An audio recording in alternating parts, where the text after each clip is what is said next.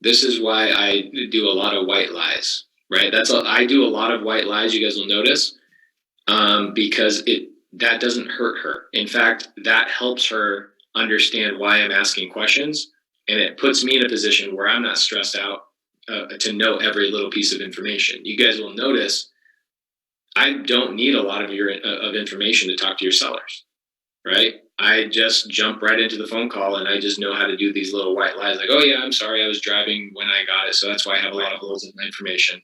And then she actually kind of felt bad that she was a little bit terse with me, right? So, Can you say why you introduced the concept of her thinking about it? Can you explain that? yeah, so it's called, so Kelly, let me ask you a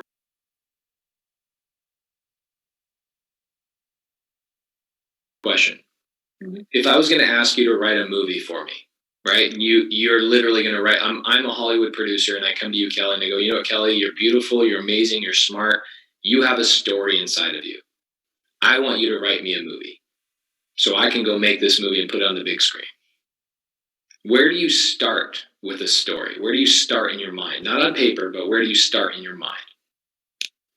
From the beginning, I guess. No, not my story. You start at the very end. You start at the very end.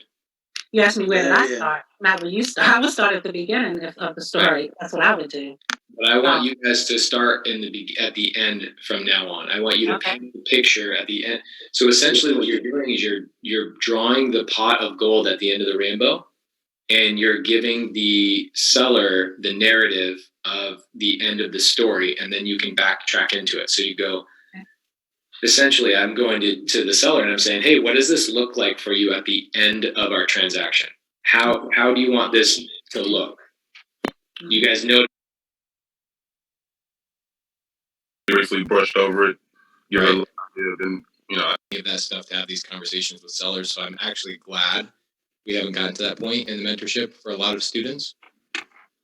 But I am looking at the basics. So, Air Maxi or Anteric, she wants 165 for a house that's worth 140. So you say the ARV is 140, but the current value is 150. I'm confused by that. So I don't really have access to the MLS. So what I use is Zillow and PropStream. No problem. Your current value is higher than what the ARV is, and the ARV, maybe it was just a typo, I don't know, but your ARV is what the house could be worth if it was completely renovated. So you have that at 140. Oh yeah. So the ARV in that area was 182. Okay, 180 is the ARV here. Okay, got it. And then you say current value is what, 150? Yes. Okay, that makes this make a lot more sense because I'm thinking, man, this lady wants 15 grand more than what Zillow's telling her. That's crazy. Okay.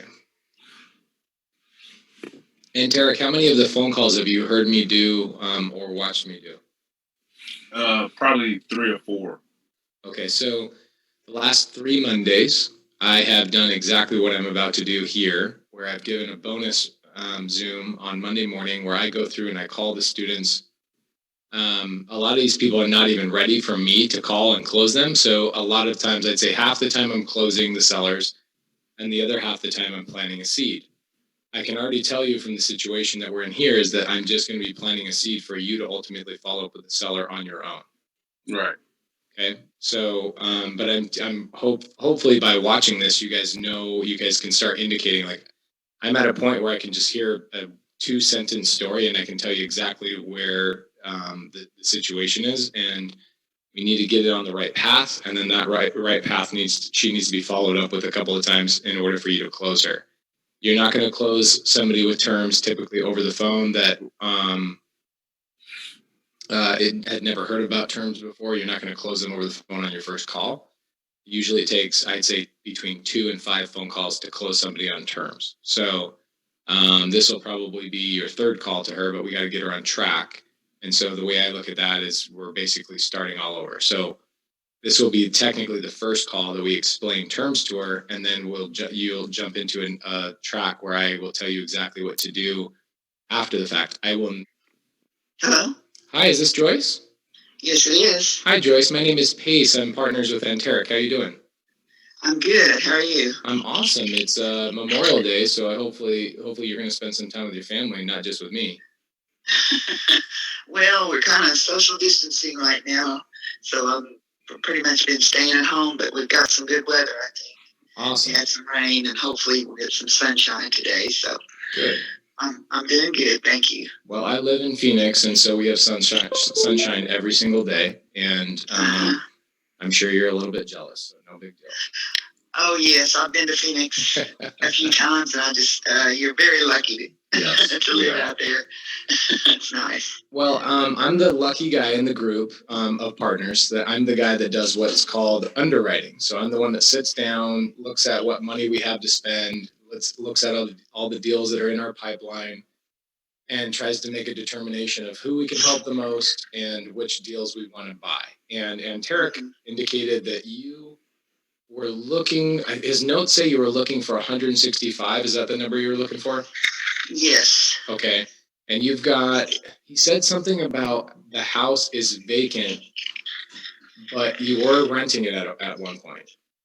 No, we haven't rented it at all. I moved out in 2017, in the fall of 2017. Okay. But I've used it my house is smaller that I moved into, so I have some stuff that's stored there. Nice. And my son also, he has a few things that are stored there because they had to move also. They got a mobile home, and so they, in the process of moving, it was like a month in between, so they stayed there for about a month, and so they moved some of their stuff in there, and we've just got stuff stored in the house right now. We haven't rented it at all. That's kind of nice. You have another house as just a storage unit. Yes, it's nice, but eventually I have to move stuff out. I've been trying to get over there, but I've got an elected position with our tribal nation, and so I'm busy most of the time. Nice. And so I just haven't had the time to dedicate to just, doing that. Right. Well, he says that you want to sell for 165. He made a comment here, says that it probably needs to be, get a little bit of updating. Mm-hmm. Is that right? Yes. Well, yeah, I'm sure it could use some paint, and it's got carpet throughout the house. Oh, got it. Which that's kind of a dated thing. Yeah, for sure. That's not the way it is anymore. People have just area rugs instead of wall-to-wall carpeting. And like I said, when we moved in there, we didn't repaint or anything. I think the couple that had lived there was just kind of a temporary residence for them, and they were trying to help out their family. So got it. Okay. So what would get you excited about selling the property? Well, just the fact to have it off out of my responsibility. Even though I've got stuff over there that I don't know if I want to keep a lot of it or if I want to sell it. It's going through that and just having it all removed. It's a beautiful property. It's on a corner lot, and I love the home. It was just a little too big for me personally. Right. As I told him, I said we moved there in December of 2010. And January, my husband had a massive heart attack, and he was gone. So I tried to stay there as long as I could, but it just became too much for me. It had more room than I needed. I loved the house, but I just couldn't stay there without him. So that's the reason that I moved. Got it. And but yeah, that's my main reason is just it's time for a change. I've moved on, and it's just getting the weight off my shoulders of having that other house. Got it. Okay. Well, we'd love to take a look at potentially buying it if we could match up some price and some terms. Did he talk to you about terms at all? No. Okay, so we buy houses two different ways. There's a lot of investors. I'm sure you've gotten other phone calls from people that probably want to buy the house around, I don't know, $100,000, $110,000, so they can do a full renovation and then sell it on the market, kind of like a fix and flip. And we buy out a lot of houses that way, but it doesn't sound like that's the number that you need in order to sell the property. So we buy houses a second way, and the second way we buy houses is what we call on terms. So I tell people, do you kind of know what terms are? Well, you mentioned, did he talk to me? I think, yes, he did mention that you pay a certain price and then you pay it out after that. So Right. you don't have to go to the bank and get a traditional mortgage type. Yeah, so loan. for us, we actually we have not been able to get a mortgage in probably 10 years in our business. And the reason being is we're tapped out. We can't legally get any more mortgages. So what we do is we either have to go to a hard money lender or a private lender who is not a bank. They're just a, maybe a wealthy individual, and they invest in our home buying. Mm-hmm. The problem is we pay them interest and we pay them what we call points, which is like a upfront cost just to secure the loan. So it gets it all technical and whatever.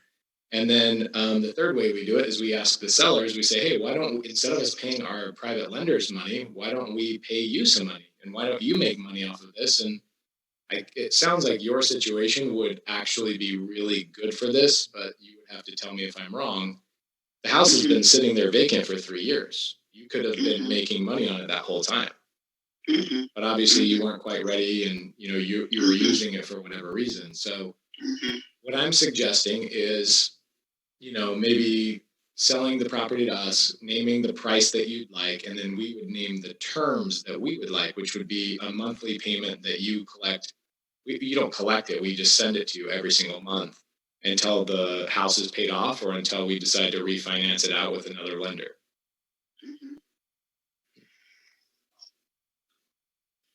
Does that make sense? Okay. Yes. Is that basically what he said? You would like put a down payment or something down, and then Right. the rest of it, or would it be like just a rental fee that every month you would pay something? It's kind of well, the rental fee would actually be your monthly payment. So we would be the new owner, and we would upgrade you to being the lender. So you would make money on the house while we own it. Does that make sense? Mm-hmm. So it would be the Bank of Joyce, and Joyce would get a return every month, and it's just like a regular mortgage, right? On a regular mortgage, it just pays off over time. Over time, we would ultimately owe you zero, but we would make you a lot of payments along the way. Well, it sounds good. I mean, I thought of that, the other day when I was talking with him, that I could have been renting it out these 3 years if I had just moved my stuff out. But it was just, and he set deadlines like it was December the first year, and then it became May. Oh, yeah. A few months at a time, and before you know it, a year's gone by. The same thing happens the next year, and it just became more convenient just to leave my stuff there than to actually move it out. Although I knew, eventually I'm going to have to, because I've got to think of my family. I'm getting older. I'm 60. I'm 60. I'll be 68 in July, and I'm thinking of anything can happen to me, and I don't want my kids left with dealing with these things. Yeah. So Can I go through a couple of things that you just mentioned, which are really good. So number one, you're on the board at the tribe, right? I'm on the National Council. Oh, We're wow. the legislative body of the National Council. That's a big deal. Yes, it is a pretty big deal. So a lot of our clients who sell their houses to us on terms, they have similar things going on, right? That real estate's not their main business. It's not what they focus on. And so for them to have a renter, which ultimately turns out to be just a headache and a problem all the time, where you're getting calls to fix and repair, and maybe they've got late payments. A lot of my renters, or our renters, when COVID hit, we had to continue to make our mortgage payments even though our renters were not able to. So you don't have to deal with that stuff, and you can focus on the nice things. And I like to tell people that instead of you being a landlord, you should be a lender, because lenders don't get phone calls when toilets leak. Lenders don't get calls when a roof shingle is having a problem. It's not their responsibility. Their only responsibility is collecting a check every month. And then the other thing is, let's say you are 68, you've got a long life to live ahead of you, but let's say that something happens where you get abducted by aliens or something like that, right? And your children would actually start collecting your payment on your behalf. So they would inherit the monthly payment, worst case scenario. Does that make sense? Yes. Yes, it does. So for a lot of the clients that we've bought houses from in the last couple of months, I would say this is as close to a perfect fit for you as it is for anybody else. Mm-hmm. But we would have to Yes. determine, and this is maybe the first phone call. I wanted to just kind of see if this was something of interest to you before we started going down that road. But what I would do for you, or I would suggest to you, is maybe we touch base later this week, and hopefully it will give you some time to think about, a down payment and a monthly payment that you would accept. If we paid you the 165, which I'm not going to argue whether the house is worth 165. I've not been there, so I don't want to argue with that on that. But I think if I run the numbers on a cash purchase, I'm probably $40,000 to $60,000 below that, which doesn't really benefit you. So I'd like to create a win-win situation where we give you the number that you want. We give you a down payment, and then we start making payments going forward.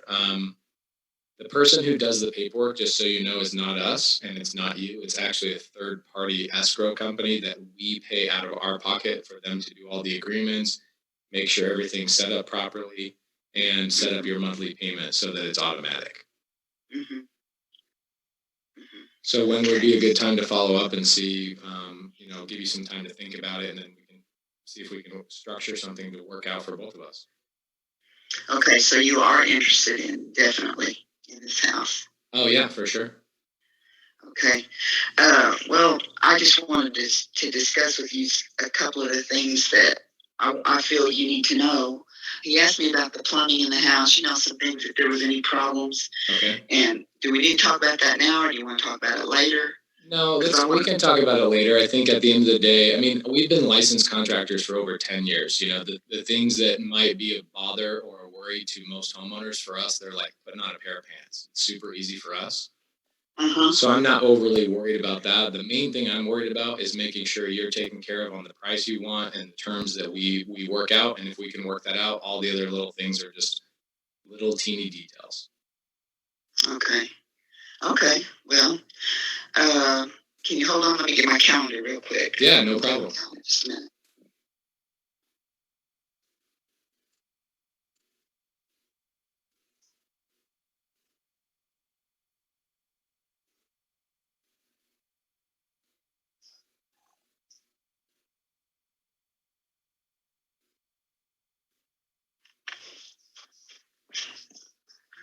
Okay, it looks like I'm pretty free the rest of this week since it's a holiday week. Nice. Yeah, I could take a call any day. Why don't we do Thursday? Give you a couple days to think about it. I'm booked out Tuesday and Wednesday. Unfortunately, I've got, not unfortunately, this is like the best thing in the whole world, but I have a 1.5-year-old girl, and I've got a little boy. My little boy just finished school, so we're going to take a couple days off and focus on family stuff. Oh, that's great. Great to hear. I have a great grandbaby, and she's 2, and I just love her. She just makes my day. So it's where I'm at right now. It's 6:30 in the morning, and my little girl wakes up at 5, and she's 20 months, so she's not quite. My little boy, he stopped nursing at probably like 12 to 14 months. But my little girl, here she is at 21 months almost, and she still just loves nursing. And so she woke up at 5, wanted to nurse, and then I got to snuggle with her and kiss on her a little bit, and then I just put her back to sleep about 45 minutes ago. So I'm just like the luckiest person in the world, Oh, yes, that's a dream world right there. It really is. Just enjoy it because it goes by so fast. It's hard to believe when they get almost 2 years old, and time just flies. Yeah, she was watching this little show on YouTube the other day, and the word juggle was brought out, and so she said she started walking around the house saying juggle, but she was like acting like she was juggling with her hands, and I'm like, how in the heck did you learn that? This is so crazy. Mm-hmm. Yes, their minds are just so ready to learn when they're that age. Yeah, they can just pick up words and colors. Everything. It just amazes me too. The technology.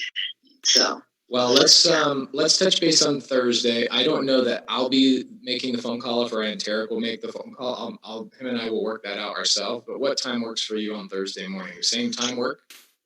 We could say 9 o'clock. That would be good. 9 o'clock.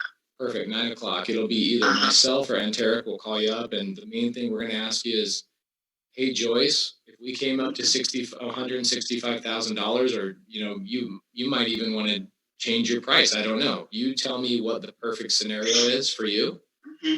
What you'd like for a down payment, and a monthly payment that we could afford, and we'll put the paperwork together and start the process. Give you maybe a couple months to go through the property, get the stuff out that you need. We're super happy. Doesn't matter to us if it takes 2 weeks, if it takes 2 months, we'll figure it out. Okay. Well, that sounds workable to me right now. So I appreciate the time, and sounds like Thursday will work good, and I'll definitely do that. Thank you so much. Have a great day. Thank you. You too. Enjoy your day. You too. Okay, bye. Dude, you're so damn smooth, it's not even funny. This is why I wasn't in the Closers Olympics. You should, Pace. You'd be probably number one. I don't Just like saying. when you say probably, Debbie. Oh, you are number one. So, Anteric, what did you learn from that? Honestly, I picked up just saying the right things, making sure that, we're taking care of the seller, making sure that she feels like she's taken care of. Right. So let's go through in the first couple things what I picked up from her. Okay. Mm-hmm. She's an older woman. She talks slow, so I'm not going to cut her off. I'm not going to nudge her. I'm not going to do anything. I started speaking slower, and I started speaking softer. Right. I started mirroring how she talks. Okay. I do that subconsciously. I don't even know I'm doing it at this point. My body automatically gets into the right groove. Right. So that's one. Number two. She mentioned the reason why her house was vacant for so long is because she's using it as a storage unit. So I wanted to bring that to light a couple times. And then at the end of the conversation, I made sure I brought it up again because it was actually going to be the biggest concern that was going to continue to pop up. That's you heard me say, like, hey, we don't care if it takes you 2 weeks or if it takes you 2 months, we'll work it out. Don't stress out about the getting stuff out of the property. We'll help you out with that. So brought that up. The other thing is, a couple things I recognize that she had kids, right? So she says I'm 68 and I don't want to deal with the property. So I reiterated, yeah, you're right. A lot of my sellers, remember, I always sound bigger than I am. You guys can use me as your partner and say, oh yeah, my partner's in Arizona, Pace, blah, blah, blah. I've done thousands of deals. I've renovated 7,000 houses, which means that if you're my partner, so have you. Me and my partner have renovated 7,000 homes, so we know a thing or two, right? So I let her know, look, I'm not worried about the renovation. I'm not worried about all that stuff because we're not ready for that conversation. Okay, we're ready for the conversation of getting her on the track of purchasing her home under terms, and this will 100% be a deal. Right. Yes. Okay, this is absolutely a deal. Okay, then I let her know, look, this is easy for us, no big deal. I let her know, hey, we'll set the payment up automatically because, in her world, she's very, very busy. I brought up the tribal thing, made her feel really good about that because that's something she does in her free time. She's retired and she 100% takes pride in that. Otherwise, she wouldn't have brought it up. So I reiterate that to her. I don't even think she remembers my name. Right? Right, yeah. So that is how good of a conversation you have is when if I called her right now and I said, hey, I just want to test you. What's my name, Joyce? She'd be like, I don't remember. Because it's not about me and it's not about the house. It's always about the seller and it's always about their situation. And so when I get off the phone and somebody is asking me, hey, by the way, what's your name? That means I did a good job. It means it wasn't about me. And why did I've literally not brought up my kids to any seller in the last month of me doing this for you guys. Why did I bring it up to her? Because you're talking about grandkids and kids. Right. So there is a commonality there, right? So here's your next steps. Okay, this is what I want you to do. I don't want you to try and close her. I don't want you to do anything. I want you to do fact finding with her on Thursday at 9 a.m. Okay, and you just say, look, I'm just, I've got a partnership meeting with Pace this coming weekend. I just want to see what, would work for you in terms of the terms, down payment, monthly payment. Don't bring up interest rate. Do not bring up interest rate. Bring up down payment and monthly payment. What would be a good monthly payment for you? And let's get a gauge of where she's at. And you go, okay, perfect. I'm going to bring this to the partners and I'll let you know what our thoughts are. And if we want to move forward, and then make sure you drop a line in there saying we've got about 12 other properties we're looking at. And we really want yours, but we just got to make sure it's a win-win for everybody. Otherwise, we got to buy a couple of these other 12. Gotcha. Okay, so many times people are calling and acting like this is the only house that they're in the process of buying. And the sellers, you sound desperate, you feel desperate, the sellers can sense it. Take a complete different approach. We've got the partnership is meeting this coming weekend. Everybody's been super busy because the buying, season is coming up, all that kind of stuff. So, hopefully that helps. Did that help you now kind of feel exactly how to bring up terms and how to talk about terms? Okay. I was kind of just tiptoeing around the topic, just, kind of briefly brushed over it, give it a little idea, then, I didn't want to just screw it up. Okay, now that you have this is going to be a recorded call. Now that you have this as a recorded call, can you go back and listen to this 10 more times and see exactly how to do it in the future? Yeah, definitely. Cool. Definitely.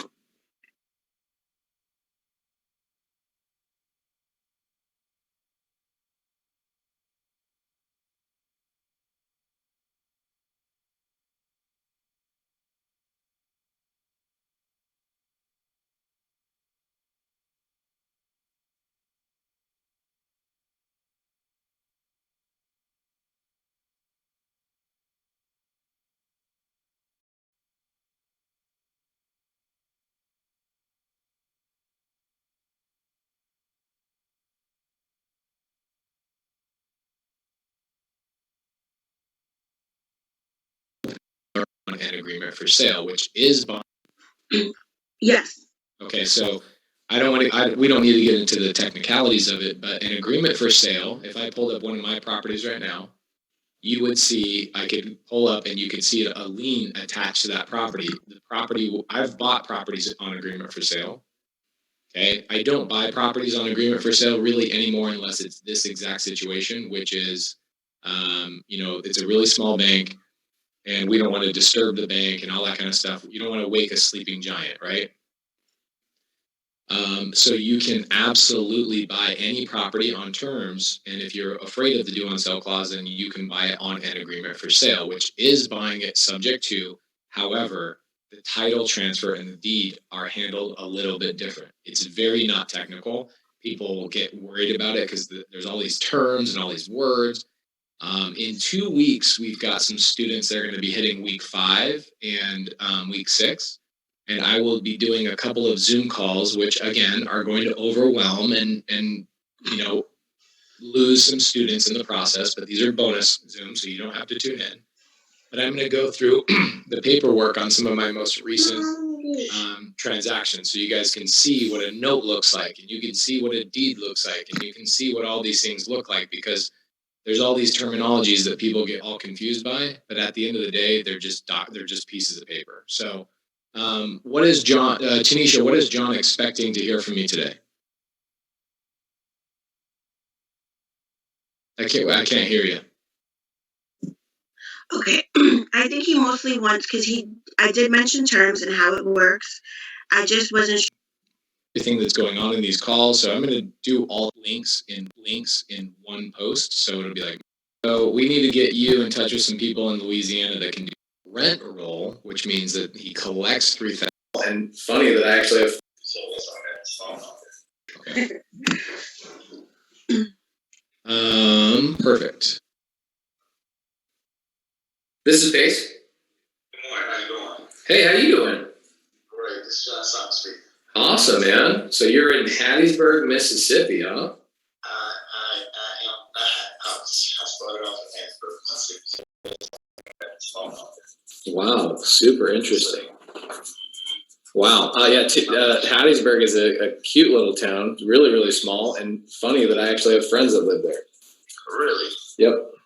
Yes, I lived there 30 years. I used to coach at Southern Miss, so that's my family college football. I got a Mississippi number, so yeah. That's awesome. So you're here in Arizona now. I was in Arizona, but now I'm in Memphis, Tennessee. Wow, you're all over the place. I love it. I am.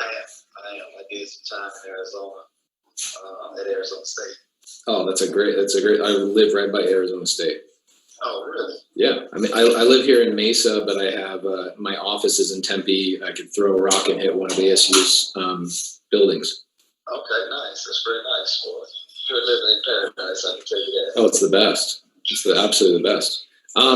So Tanisha was telling me you've got a property, you've got a bundle of 12 houses, and you would be open to terms, but you wanted to kind of work out those terms before you called the bank and tried to extend what you guys have on your loans, right? Correct. Okay. How are the properties performing right now? You have anybody not paying? We have 2 vacancies right now, but we have contracts on both. One of them just moved in. They had a fire. They bring us home. So they're in. They should start paying next month. And then the other one, we have a contract on. Got it. Okay. So what would you need from us in order to move forward with selling the house to us? Do you need us to give you an offer? Did you and Tanisha already work that stuff out? Well, we talked about it, but we don't have the official offer number. And then the other question was, when we're talking about the terms, I want to understand more of what do you mean by terms. Oh, awesome. Okay, cool. So basically, terms. Hold on just a second. Let me see if I can. I was walking out of my office when you called, so hold on just a second. So, what do you not understand about terms before I start getting into the nitty gritty? I guess I understand that you're trying to take over the loan. I'm trying to understand exactly how that would work. Okay, cool. So we go through a title company. The title company handles all that paperwork, but essentially, what most people think it is they think I'm assuming the loan, which means my name is going to go on the loan, which is not what we're doing. I'm not assuming the loan. I'm taking over the payments. So what happens is your name stays on the loan. And so what happens is I take over legal ownership. So I get the title, the deed.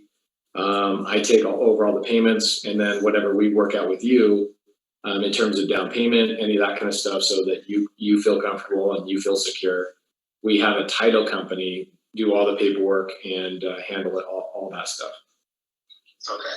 So then what is my responsibility after the deal is closed? Let's say a payment is not made, or you guys decide you want to back out of the deal after made the agreement, then what? Well, a lot of times that's kind of the best scenario for you. I know you want to sell the property, you don't want the headaches anymore of the property, but at the end of the day, if we default for whatever reason, you keep the down payment, you keep any payments we've made along the way, and then you take the property back over. Gotcha. We've never had that happen, but it is the most commonly asked question. People go, okay, well, I'm happy to let you have the mortgage. I don't want to deal with this property anymore. But worst case scenario, what happens if you guys get abducted by aliens and you're not around anymore? What happens to the property? Right. So you would get the benefit of the down payment. You get the benefit of any payments we made along the way and any improvements we made to the property. And then you keep all of that and take the property back over. Okay. That was my question. That was exactly what I wanted to understand. Cool. Anything else on that stuff, or should I start getting Tanisha to start working on some numbers and stuff? Yeah, I will get Tanisha to start working on some numbers, and then we can move forward from there. And I'm already in contact with the bank to get the paperwork Cool. together for the renewal. Did they talk about how long you can extend that? No, he didn't. I guess it looked like it was a 5-year deal. Okay. So I'm just gonna go back to a 5. Got it. Okay, cool. Then what I'll do with Tanisha is we'll work out the deal, or we'll work out our numbers, and then we'll probably touch base with you. Sounds like you're probably working this week. What day works for you? Yeah, anytime after 5 is fine. Okay, so why don't we have either myself or Tanisha call you this coming week on, let's say Thursday. I'll give you a call, and we'll do it at like 5:30 Thursday. Okay, sounds like a plan. All right, you're the man. Appreciate you. I appreciate the call. Thank you. Bye bye.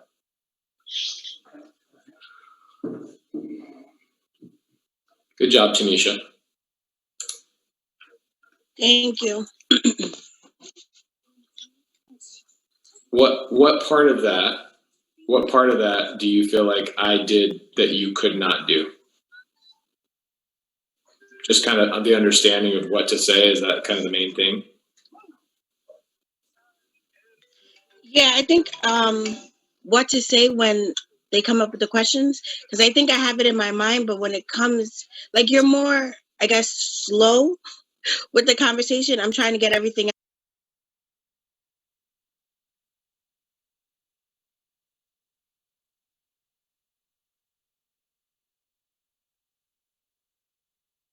So we've got else, like, would you be open to terms, or see what? okay. So he bought it for what would be your whole $80,000 for? Hello. Hey, is this Wilfredo? Yeah. Hey, my name is Pace. I'm partners with Doug Mesa. I was just talking to him about your house. Hold on. I got a lot of Family? okay. Yeah. You guys doing like a Memorial Day lunch or something? Oh no. My parents, man. I'm here with the nurse and. Oh, got it. You Well, know, yeah. now might not be the best time for me and you to talk. Well, but just tell me who you are. Again. I'm partners with Doug Mesa. He's been talking to you about the property that you are looking to get like $280,000 for.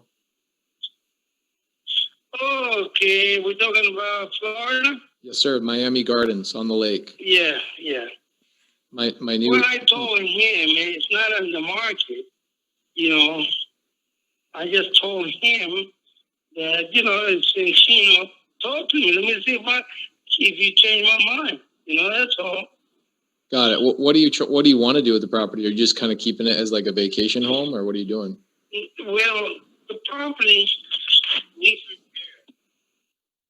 repair. Okay, I bought that house in this condition from a friend, basically kind of family, like, or elderly person. She's going to go into a home. Okay. And the house was kind of abandoned, like, you know? Yeah. And, I mean, not like left to rot, but there's a lot of work that needs to be done. And I'm in the process of doing that. Right. You know? But your friend called, your partner, whatever, and is talking to me, and I have all the options, all the properties that I could do, look forward to, working on.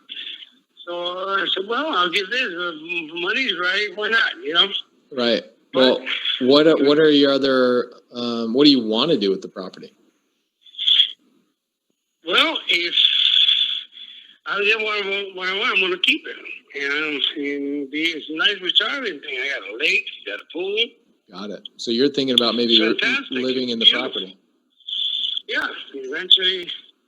In fact, I want to make a second floor if I get to the point if I sell the other stuff I have.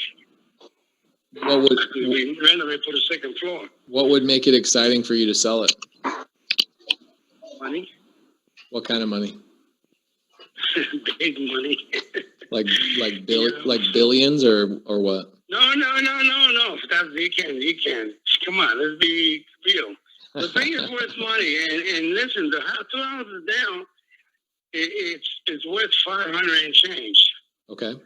You know, it's the one in the corner, and I have more lake property than they do. I have a lot, and I have like a dock. I mean, it's really not quite like a dock. It's concrete, and I gotta fix it, you know. But it's a beautiful property. Maybe you just fish off your backyard.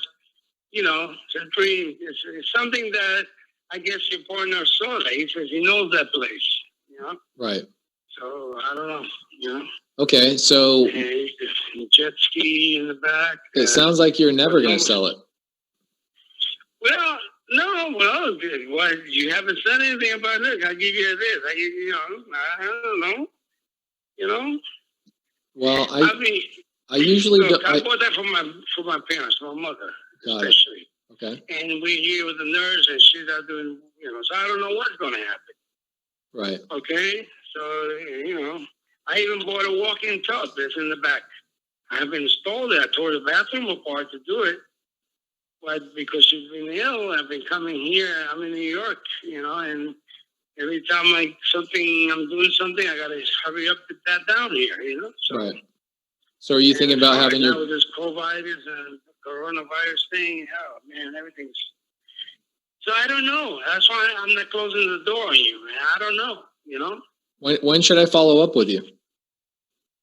Well, like, what is it that you guys? Are you guys investors? You want to invest in property and fix it and sell it, make some money? I mean, then you gotta be willing to let me have some of that money. Right. Well, I'm not an investor. I'm a professional fisherman and I want access to your dock. You're a professional fisherman. Come on, you're on the lake. You be down in Florida Keys or on the Gulf. I'm just kidding. That's what I would love. I know, but that's what I would love to do eventually. That's why I'm looking towards Miami. I have an apartment down there too, but on the water. But you know what, man? There's nothing. I've been living all over. I'm in Georgia right now. I have a house on land, and I have an acreage, and I love the water, man. And anybody who loves water, it's the perfect place. And you're right there by the stadium. Everything's getting popular. Right. You got the 3 highways right there. I'm in the perfect spot. So I know, and that's what I'm saying. Money is the culprit right now. That's the motivating thing. Right. So who knows? That's why I'm leaving it open. If you guys make me think, and just explain to my mom and goodbye. Were you thinking about having your parents move into the house? Yes, yes. That was the whole idea. Because my apartment is on the 2nd floor. My parents are on wheelchair, and I could take them up one time, and that's it, and then take them down whenever I have to. And in fact, they don't ambulate, Right. But that view and that lake, man, is fantastic. So, is this a cell phone you're calling me from? yes, sir. I'm going to send you a picture. Okay. She wants me? Okay. I'm going to send you a picture of the back.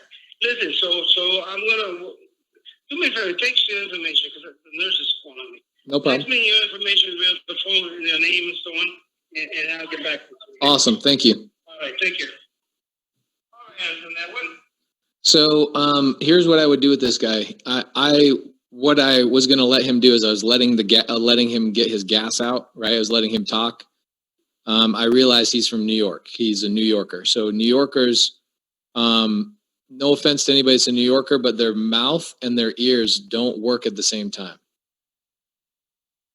They only like if they're talking, they can't hear anybody else talking, right? And what's good about them is that when you're talking, they actually will listen only. So I was just waiting for my time where I could jump in there and not, but I was letting him let the gas out a little bit. And then I was going to ask him, which is what I would do. Maybe we set it up for another call a week later or in 2 weeks, something like that. He's dealing with his parents. He's at the hospital. This is why it's always good I'm happy to call anybody at any time. But what we really want to do is we want to have these people ready for calls, right? So that they know we're calling. We can spend the time on the phone because sometimes it takes me about 15 minutes to get somebody to let all their gas out, depending on where they're from, who they are, all that kind of stuff. So we got to let these people get their gas out. And then once they run out of gas, they slow down and then they let you actually start talking. So that's this kind of guy. He is super nice guy. Awesome. I just decided, hey, let me get this guy laughing and kind of throw him off kilter so he doesn't look at me as a sales guy. And then now here he is like sending me he wants to send me photos of the dock and all that kind of stuff. So, there's the rapport. Still doesn't even know what my name is, right? Which is fine. Doesn't matter. That's a good thing. And then what I would have done is I would have said, well, tell me what the price is. He doesn't need the money. Right, Doug? He doesn't need the money. He's got a house on the beach in Miami. He's in Georgia. He's got a house in New York. Like, this is too much of a burden for him. So this is a deal. A lot of people are like, oh, this isn't a deal. Yeah, I think this is a deal. But I think this is a follow-up type of person. I think this is somebody you got to follow up with for probably another 30 days and then get him to say, yeah, you know what? If you give me the number, he's the kind of guy, he's smart enough to know that when you take him from, having to spend money on this thing and managing it, and now you turn him into the lender where he gets a monthly payment, he's the kind of guy that once you give him the pitch on what it means to be a lender, not a landlord, or a lender, not an owner of the property, he would be like, yeah, actually that makes a lot of sense. But you have to wait for the right time to tell him that in order to start planting the seeds to get him to close. He wants, so we do know how much he wants though. He does want 285 for a property that's worth 340, 350. Right, Doug? So what I would do, Doug, is I would I would follow up with him, put him on the calendar, put him in the sign up sheet for June 8th, and let's get him signed up for June 8th. There's a Google sheet, obviously, that's there. So we've got next Monday and the Monday after. I would call him. I wouldn't bother him, call him or anything, but I would set up a time with him for me to call him on June 8th. So in 2 weeks. So he's done dealing with the parent thing. He's maybe back at his home, all that kind of stuff, and we can get into a longer conversation. But I think that there's a high possibility of a deal in that situation.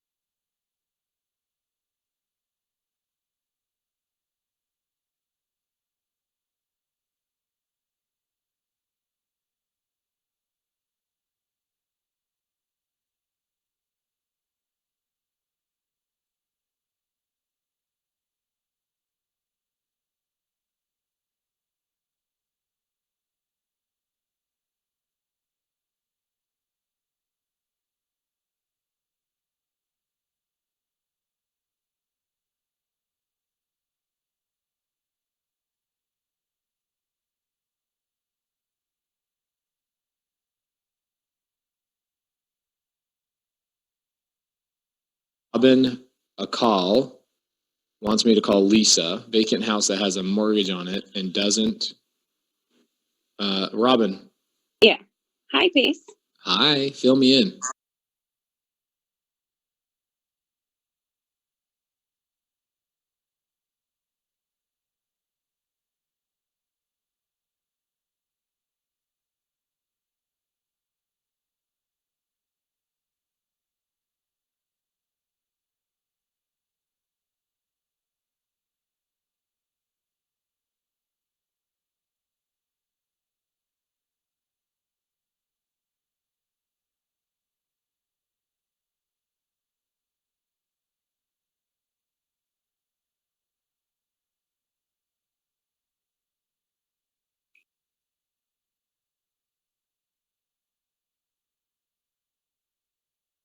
If you use guys, if you use a different name, you're putting your student, the lending guidelines and all that stuff are different, but I look at right now, it's reminiscent of what was going on in 2006. Remember how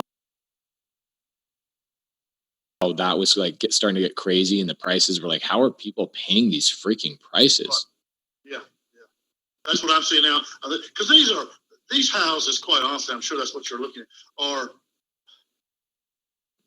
for lack of, not to be insensitive, they're to working class people. They're 2-bedroom, 1-bath, basic homes that are, they just don't want to live in an apartment, quite honestly, is what we're looking at. Right. But and I've got one duplex here that's it's a great piece of property. I've had it since 2009, I believe, and they're both 1-bedroom duplexes. But the return's fantastic on that. And I quite honestly, I'm very low on my rent. I'm way under what market is, and I know that. But I understand my renters too, and I try to work. Yeah, there's always a good strategy there. You know, it's like it's. I think a lot of my colleagues, people that I do business with, or people I hang out with that are investors like yourself and myself, they'll push their rents really high. But then what happens is they have a higher turn, they have more vacancies, they have all sorts of other issues. And I'm like, at the end of the day, I don't know that you're making any more money by having a higher rent rate. I don't change. I don't go up on the rent unless I have a tenant to leave and a new tenant comes in. Has been basically my policy, which is probably not good because several of my properties have people that have been there 6 to 10 years. Right. So they're paying very little, and that's. Well, then your strategy is the right strategy. You know. I'm not sure, but I'm getting older, and I just I think about it. I don't know how you guys come about determining a price if you don't.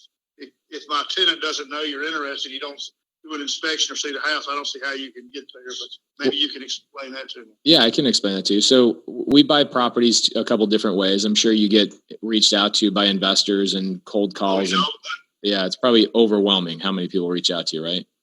Oh, it's at least several every week. Yeah, we just like most of the time I hang up to tell you the truth. I understand. Yeah, it's a numbers game for most investors. Just keep calling. That's kind of the deal. But like we just bought a lady's house on seller finance. We're at the closing table, and she's like, "Man, my phone just keeps going off. Let me see who's calling." And it's just the same investor that's been calling her 50 times a week. I want to buy. And she's like, "I'm at title. I told you a month ago I contracted with these people. Stop calling me." So really? I know the industry. It's crazy. So you're getting blown up. So the majority of those people are buying cash, right? So they're coming to you and say, "Hey, are you interested in a cash offer?" Right? So I buy cash too. We buy a lot of houses with cash, but we pay significantly lower than market rent or market rate, right? Because we've got to take it, repair it, throw it on the market and flip it, pay commissions, closing costs, lender concessions, all that crap, and then ultimately try and make a spread. You get the game, you know the drill. For sellers who are savvy investors that don't have, like yourself, you don't have any financial pain, you're the exact opposite. We have another route of buying houses. And the way we buy those houses on terms. So for me, if a seller is willing to be our bank with the down payment and security, at the end of the day, what we compare is the rent rate versus what the payment would be to our seller. That's really the only thing that we factor in. Everything else doesn't really matter, right? You have an active tenant in there. Explain that a little bit if you would. Yeah, of course. So, good example. Bought 3 houses in Flagstaff, Arizona, just recently. Seller says, yeah, I'd be happy to sell all 3 houses. The market said, I looked at Zillow, market says 220. I want 230 with no seller, no commissions, no nothing. I want 230 on the contract. And I want 3% interest. I go, okay, great.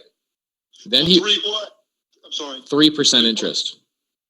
Okay, 3% interest. Because not only is he making the 230, which is 10 grand over retail, he's making 3% on that 230, right?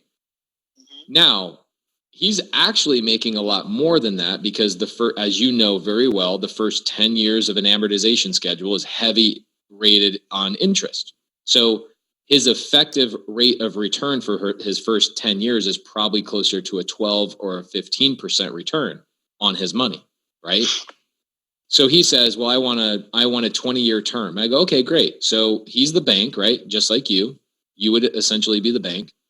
I'm not here I don't go down to Bank of America and Wells Fargo and dictate the terms. I ask them, you're the bank, you're willing to lend money to me and you're willing to put me in a position where I can own this property. What kind of packages and what kind of loan terms do you guys have? Now, then it's up to me as the buyer or the borrower, it's and the borrower to determine whether that is a good deal for me. So the investor who sold me his houses in Flagstaff gives me a set of terms and I go back to him. His name is Mr. Walton. I said, hey, Mr. Walton, unfortunately, if I followed your terms, I would be negatively cash flowing $300 a month. And he says, oh yeah, no problem. Okay, why don't we adjust it from a 20-year term to a 30-year term, keep the balloon so that I still get all my money in a 10-year windfall. And that should put you in a position where you can cash flow. So at the end of the day, all I'm trying to do is pay you market, give you interest on that market price, and have you sell or finance the house to me, and then you determine what balloon that would be. So if you're getting older, you might look at this and go, yeah, I'm being upgraded from a landlord to a lender. I'm still getting my return. I'm making money on my sales price. And then in 10 years, I get a windfall of cash if that's what I choose to do. So it really doesn't have a lot to do with the house, and it doesn't have a lot to do with the tenants. What it has to do with is if you're my bank, how do you and I work out a set of terms that benefits you, helps you accomplish less maintenance, a little bit less headache, and gives you a good effective rate on your money at a market price, if that makes sense.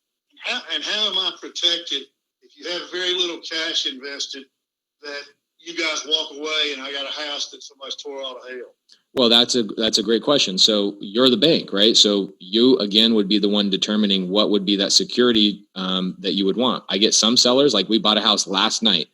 Lady gave me, her house is probably worth $160.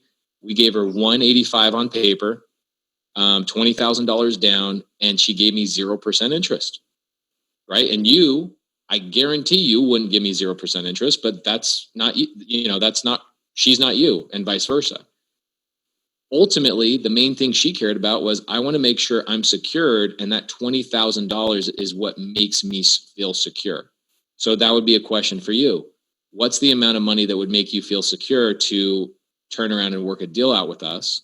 And then also in the documentation, obviously we would create a promissory note, and we would also create a deed of trust that would be secured against the property in your name. So obviously you're secured. I can't sell it. I can't refinance it.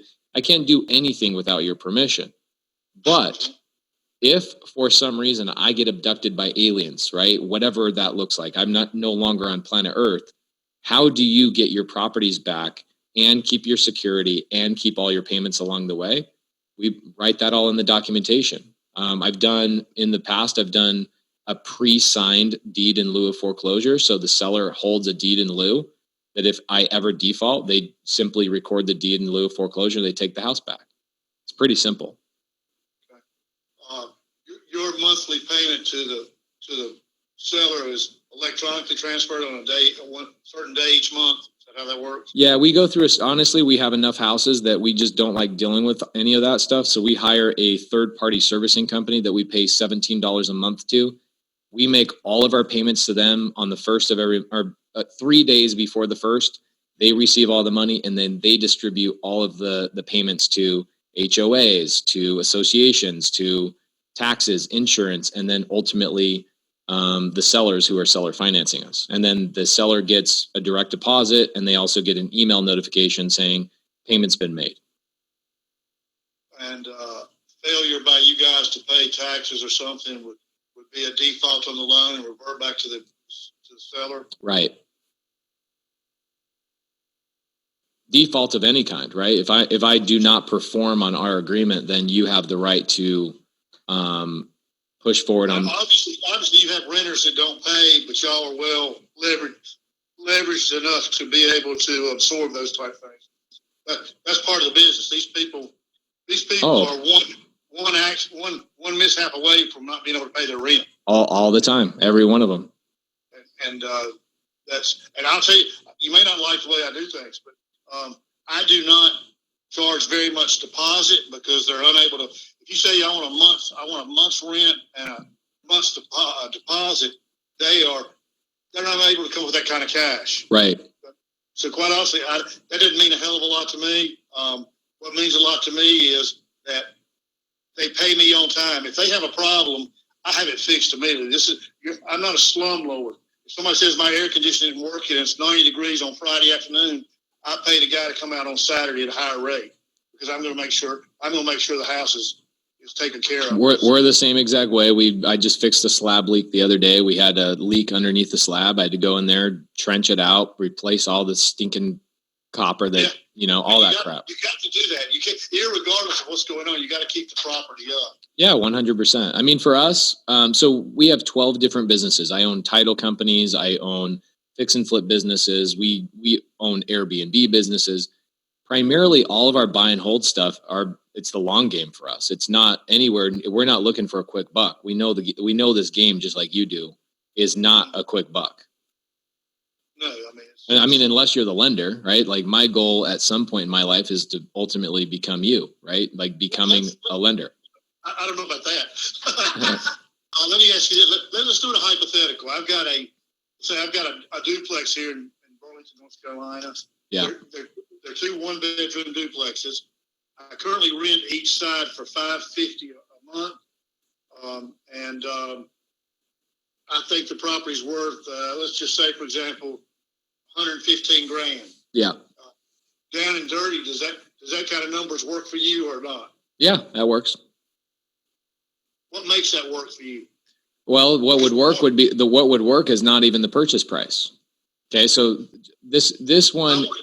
If I said I want $25,000 down, and I want the 115, 120, general without doing the numbers, is that work? Is that a doable type situation? The purchase price and the down payment sound completely doable, but ultimately the thing that makes the deal make sense is what is my monthly payment to you? Right, I understand. Right. Okay. Because at the end of the day, I'm going to turn around and go, okay. My main thing is I call it my war chest, right? So every month, how do I make sure I'm at least making $200 a month in cash flow so I can put that into a war chest for a future slab leak or this or a broken window or whatever.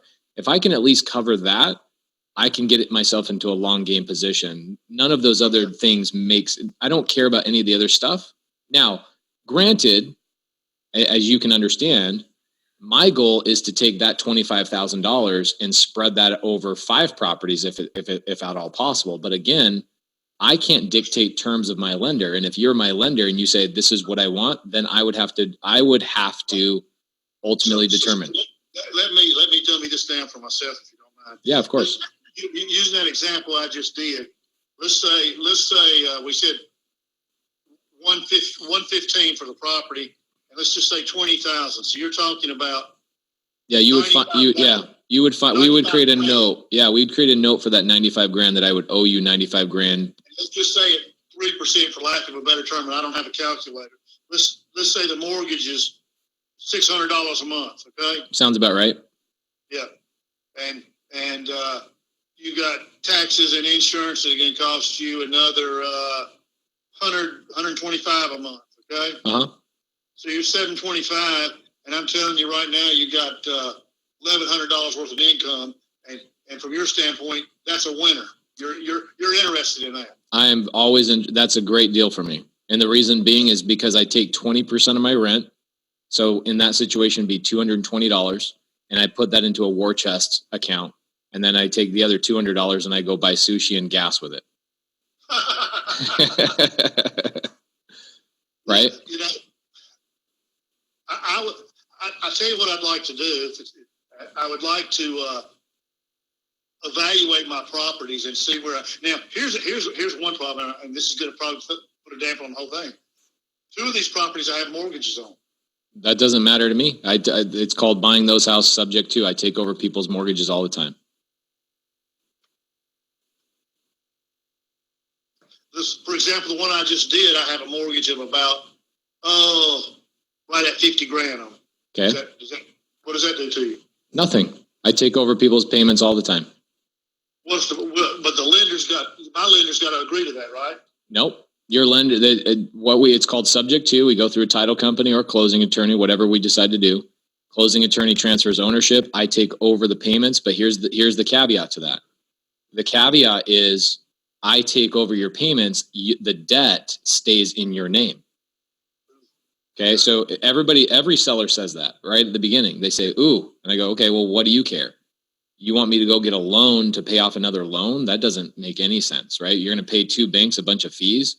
The smart way to do it is create the paperwork to put yourself in a secure position. And now I'm paying a debt, and it's only amplifying and helping out your credit because you have a performing note on your credit. It doesn't hurt you whatsoever. Yeah. Except as you get older, you like the. I get it. The peace of mind.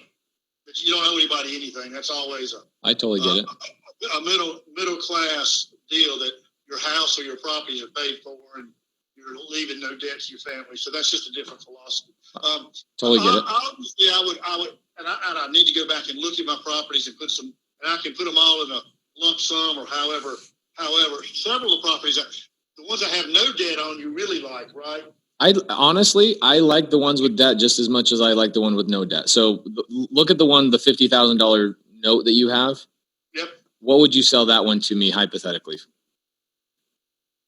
I just said the number 115, 120. Oh, that's the one with the $50,000 debt on it? Yep. Okay, so here's what would happen, okay? What's your payment on that $50K? That one, $395. Okay, so here's what would happen on that. I would take over the $395. You essentially would still have a piece of equity there for $45,000, right? Because you would be essentially financing me $95,000. 45 of that is your equity, right? Right. So my payment to you, let's say it's $650 or whatever, $395 goes to the underlying mortgage, pays that every month. The rest of that cash goes to you towards that $45K. Say that again. I lost you. So you that $95,000 that's remaining. Yes, sir. 50,000 of that is a mortgage, right? Yep. The other 45,000 is your equity that you would be financing me on seller finance. Right. So essentially, I'm actually making 2 payments. I'm making one payment to the underlying debt, which would be the $395. Yep. And I'm making another payment to you, which would probably about $300 a month for the $45,000 a month. Yep. Does that make sense? Yep. So you'd be making. For example, that would be almost $700 you have out in debt service, and then $125 in taxes and insurance. That's $825 versus $1050. So you're at that $225 on the plus side. 100%. And I can't tell you how refreshing it is to talk to sellers that totally understand this at a very high level. It's fun to have these conversations. Well, it's just simple numbers. Well, I know, but for guys like you and I, it's like putting on a pair of pants. But for other sellers that, never done seller financing before, they don't understand notes and all that kind of stuff. It's like speaking Chinese, Again, yeah, you're right. I think the next step for me is to go back and look at my properties, see where they are, and I've really not really even thought about what market numbers are, or where I want to be to sell them. Now, my houses, all have, let's see what I have. I do one, two, three. We're talking about 3 houses and a duplex. They all have new heating and air within the last 3 years. Yeah. So one has a roof within the last 2 years. So I've done things to these houses. These houses are not pieces, but you don't really care about. I mean, you care, but you don't. That's. Yeah, I mean, at the end of the day, Frank, let's say that in 3 months I've taken over your properties and you're my bank now, and I have to do a roof. Guess what? That's just part of my equation. I have to do a roof. I have to do a hot water heater. I have to do a garbage disposal. I have to do those things, and that's always part of my equation with that war chest money. How does that work with you being so far away and the land and the tenant calling you saying I need something? Well, your contractors going here, or do you handle it yourself? We typically have boots on the ground everywhere that we buy property. So we have a little over 300 employees nationwide. Okay. All right. The one unknown that I would certainly have to explore if we get further into this thing is my attorney reviewing your paperwork to be sure I am obviously protected. I'll take it a step further. I'll pay your attorney to draft the documentation. I really don't care. At the end of the day, you and I are entering into a long-term relationship. So I don't want to have any sort of thing where I'm drafting the documents. Let's have him do it. Okay, so I'll put that down as I'm thinking about this. I mean, I can share my documents with him so he can look at it and maybe edit it and make some changes. I'm happy with that too. Okay. All right. Let me do this. Let me take the weekend here to go back through my properties, where I am and where they are. And of course, I've got a wife here that's part of this because she's probably going to outlive me. And quite honestly, my wife and daughter don't want to be landlords. That's exactly it. I'm telling people. I don't mind being a landlord. I don't mind going. A couple of these properties I mow the grass on because these people have jobs that don't allow them to do it, and I have a certain standard I want to keep them to. So, but they don't want to do that. They're not able to do that. So right, and they don't want to deal with collecting rent and all that crap. Yeah, we went and collected rent last night, and it was enjoyable. We had this nice young couple renting, and we enjoyed it. But sometimes it's not. You're right. Yeah. Let me do that. And take your time. You get back to us over the weekend. Your name again. I'm sorry, I didn't get your name from the other young man. Yeah, my name is Pace, Pace, like pacemaker or Pace pecani sauce. Okay, I got you. Yeah. Okay. Pace, let me do a little work, and if you want to maybe touch base, or I've got your number. I'll touch base with you sometimes next week after we do a little more soul searching and evaluating. Okay. Let's do it, Frank. And even if we work something out now, or if we work something out in a year or two, doesn't matter to me. Let's just stay in touch. Well, you know what? I would say this to you. I'm a pretty old conservative guy, set in my ways. I would want to go into this slowly and gradually. Maybe do one property if that works. Move on to the rest if that's something that's within your wheelhouse. I'm all about that. I'm all about dating before we get married. Well, I'm not interested in that marriage part. I might be interested in your girlfriend. Yeah, you never know. Anyway, good to talk to you, sir, and we'll be back in touch. I've got your number, and if you hadn't heard from me in a week to 2 weeks, give me a call back, okay? Thank you, sir. I appreciate you. Bye-bye. Bye-bye.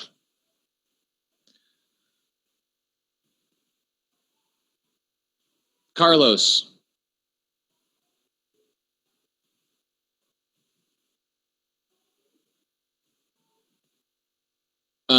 I'm not going to unmute you. Guys, what's the number one rule when I call your sellers? What's the number one rule? There you go. Daniel's got it. I will not be doing your follow-up.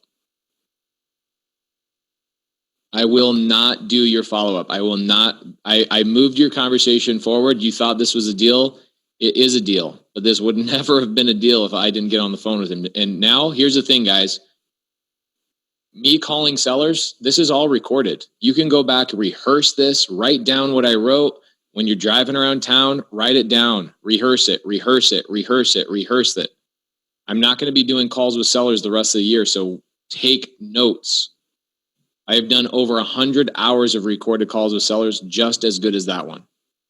So Carlos, your job is to follow up with him and get a list of his properties and what he is looking to accomplish. He obviously knows you need to cash flow. Okay. And I can't tell you how good that call was because there's probably 50 pieces of information in there that I could unpackage and tell you why it was so good. But I never once, so good. Such a great call because, again, I don't even want to go into why. I mean, you guys have everything. You have 100 calls of just like that. 400 calls and 100 hours of recorded calls. You have it all. Blaine Carey, let's get going on your stuff. Blaine Carey.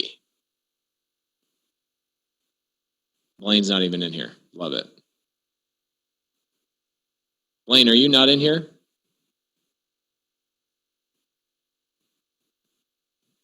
I don't see him. Oh, there he is. There he is. There he is. Blaine. Hey, how you doing, Pace? Get me the information in the side chat for the seller's information. Are you like Carlos and you have a fake name that you use when you talk to sellers? No. Not to say that doesn't work, but no. How do you keep that straight, Carlos? Come on, bro. I have the weirdest name, Pace. I just use the name Pace. If you're trying to like use a special name because you think that's going to help the seller, sell the house to you, that ain't gonna work. Just use your real name. I don't even know how you keep that straight, bro. That's a lot more extra work. Okay, Ed Davis. Yes. Perfect. Okay, got it. Guys, if I'm calling your sellers today, please let them know I'm calling during a window of time. I'm not going to be calling at the exact time you told them I was going to call. Make sure there's a window because if the call goes well,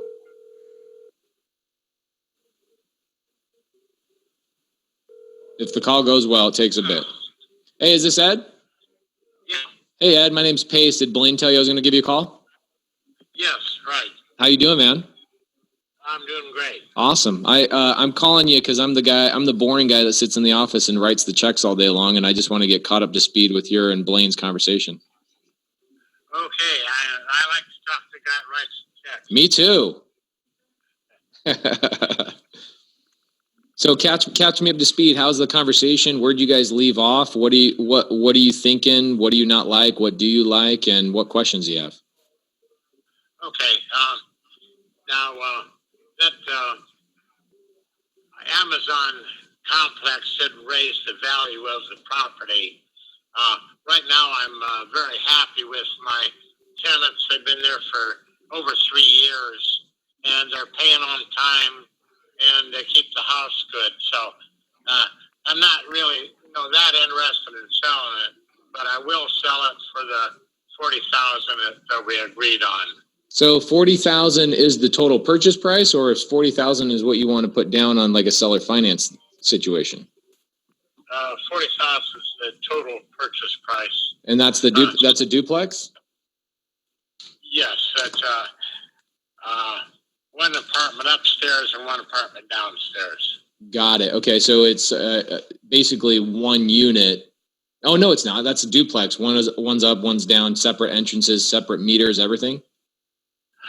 Separate entrances, not separate meters. Got it. Okay, so how are you splitting out the payments on the power bill? I pay the electricity and the gas, and I just charge them their monthly rent. Got it. Okay, cool. So, if somebody gave you the $40,000, what would be the next step?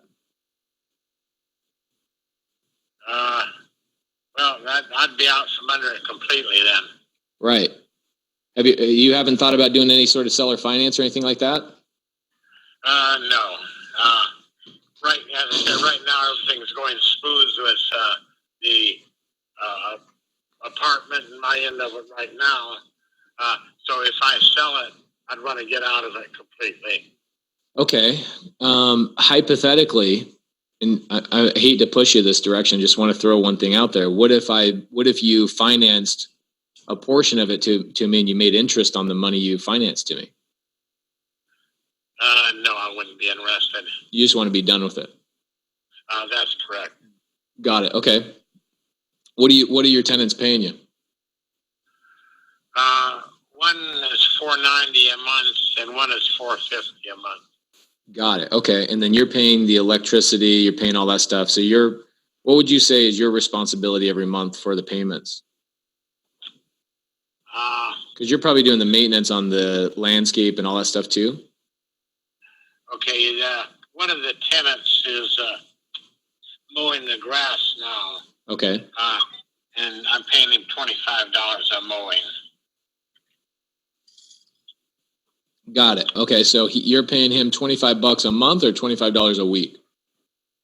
$25 a mowing, which is depending on the time of year, but four mowings a month, and sometimes it's only 2 or 3 mowings depending on the weather and all that. Got it. Okay, cool. So if it's summertime, obviously that grass is cranking out and you got a lot, 4 times a month is probably the way to go. You're paying him $100, then you got the electrical. What about are you paying for the water, sewer, all that stuff too? Okay, my utilities for the year for everything is $2,500, roughly $2,500.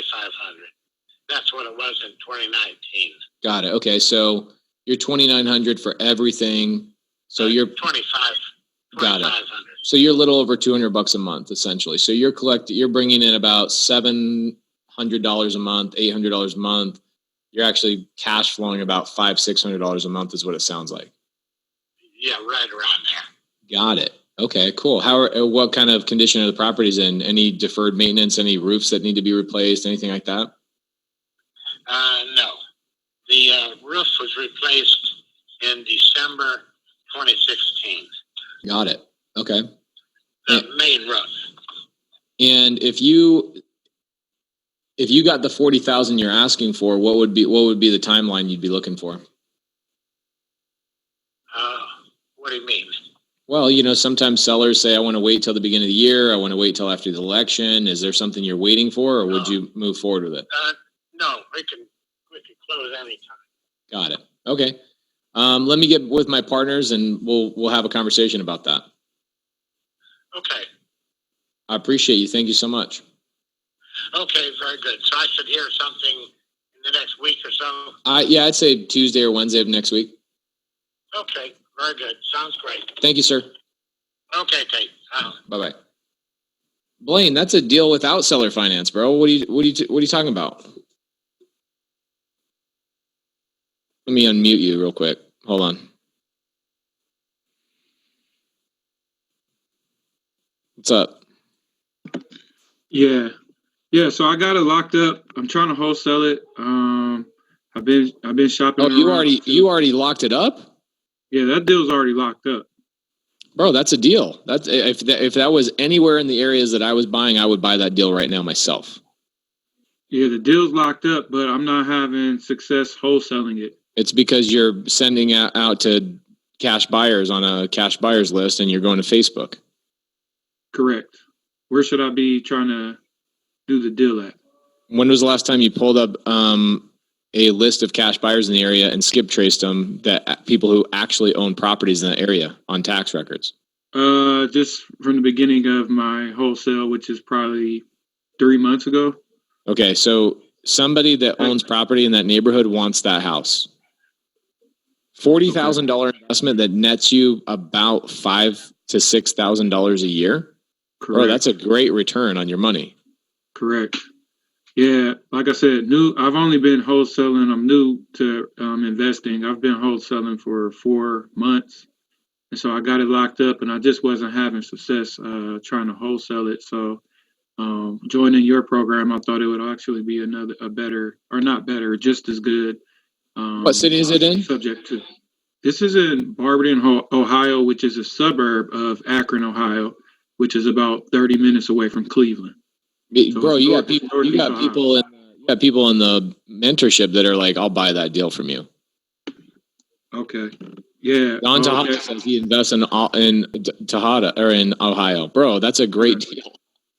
I'm going to put my number in the chat, and anybody that wants to buy the deal through me, you can go ahead and shoot me a text or call me. Shoot me a text before you call, so I know exactly who you are. But yeah, I'm willing to squat up and get that to somebody, and we have tons of property like that. You know, where you can get in 30, 40,000, sometimes duplexes. Sometimes 3 units. So, I mean, obviously it's a cash flowing area, Northeast Ohio. So I'm here. I'm willing to be boots on the ground. I'm willing to work with anybody that can help assist, get some of these deals done. How many of those deals could you sell me a year? Man, it's a lot of them, Pace. It's a lot. Like if I had $100 grand a month in money, could you get me 3 or 4 properties a month in that area? I will go find them. I will go get them. Yes. Okay. Interesting. What's the name of the city? The city is that this property is Barberton, Ohio. And I live in Akron, Ohio. Hey. What's up? You wanted to do deals in Ohio or what? Like Memphis, Tennessee. That's where Democrats live, bro. You want to do deals where Democrats live? They're landlord friendly. I've done some research. Like Ohio actually has some legislation where they're trying to like extend and make it more of a tenant friendly state. So, yeah, but. Well, I've got a student named Blaine who has deals in Ohio. I just got off the phone with one of his sellers. He's buying a duplex for 40 grand cash that is bringing in $950 a month. And it could bring in more than that. It actually could bring in more. That's under market. I think he's under market. It's probably $1,100 for a $40,000 deal. So you're 40,000 in. Sure. Tenants already are there. Those areas, dude, it's insane. I mean, you're getting 25% cash on cash return in a year. Do we want to buy deals in that area though? I think we need to do more research and then also like understanding the actual areas of those towns. I think it's maybe we go visit in like the beginning of 2021 and like see what state to look at like cash flow properties in. Okay, well, maybe Jamil and I will go to Ohio in January, February, and you can come along. Yeah, I'd love to do that. Well, January, February is gonna be fucking cold, but yeah, let's do it. Come on, dog, buy a coat. I seen the hair on your legs, dog. That shit keep you warm, bro. All right. Sounds good, dude. I'll talk to you later. Okay, see ya. See ya.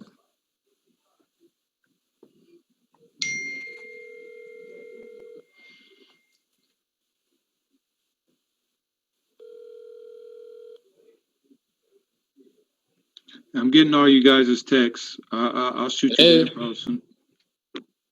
Hello. As soon as I get Hey, off. sorry, I missed you called me twice. I'm just calling you back. Okay, yeah, I just wanted to make sure that you were aware of that, the buyer was paying all the closing costs. Yeah, I'm aware. I just got off the phone with him. Okay, very good. Do I get to keep the lawnmower though? No, the lawnmower belongs to the, tenant. Dang it. All right, I'll have to get my own lawnmower. Yeah, the tenant owns the lawnmower. Okay, perfect. Sounds great. Okay, very good. Thank you. You have a good day. Bye-bye. Yeah, Blaine, dude, I'm telling you, we're trying to build a portfolio. Obviously, we're doing a ton here in Arizona, and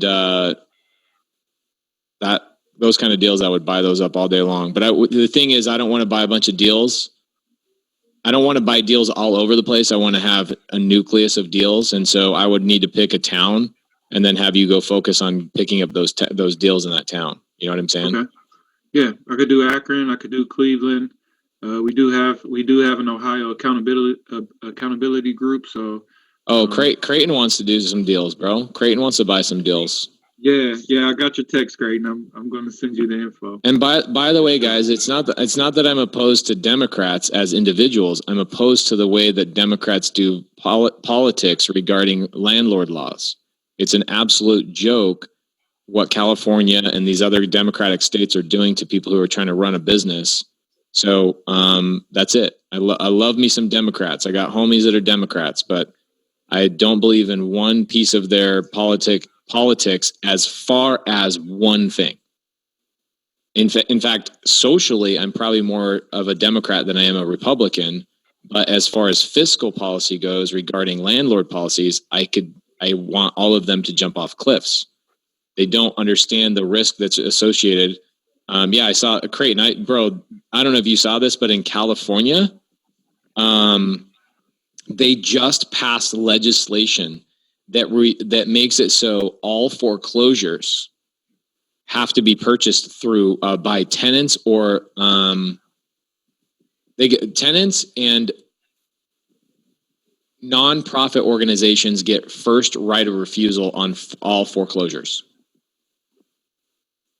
Yeah. So, crazy. So sorry, but that was exactly it, Kelly. There's a lot of people now like, oh, I'll just become a nonprofit. It's just insane. It's insane what California and the Democratic policy do. So it's nothing against the people individually.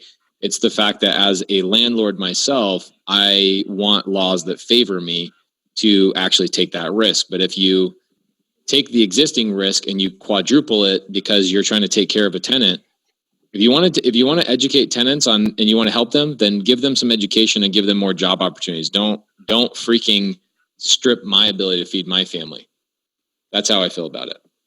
So if you're a Democrat and you believe in landlords are evil, then you should quit the mentorship. That's all I should say. Because this is for everybody that wants to build a portfolio. So, all right, next person, David. Let's get David on here. Where are you at, David? There you are. David. Hey, what's going on, Pace? What up? Tell me about it. What do we got? Hernan, tired landlord, moved out of state. Rental's been vacant 45 days. Recently fired his property management, open to a hybrid. Awesome. Give me his information. That's all I need to know. Okay, perfect.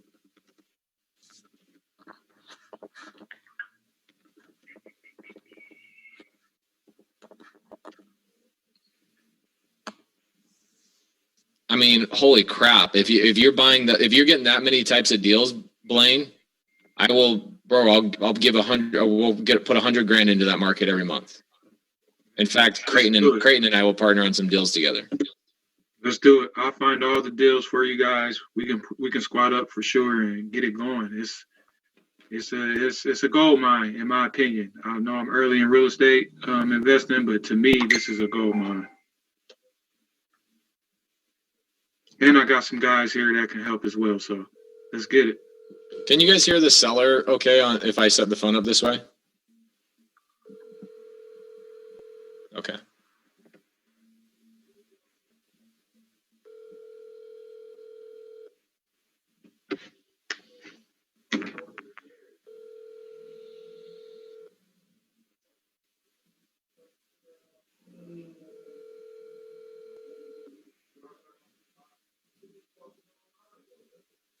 Your call has been forwarded to an automated.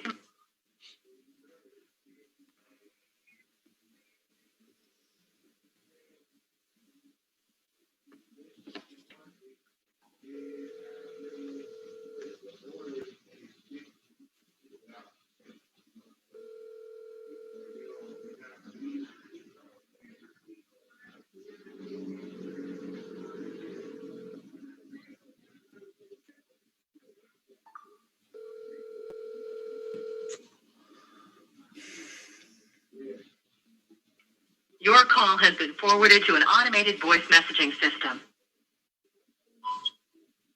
All right.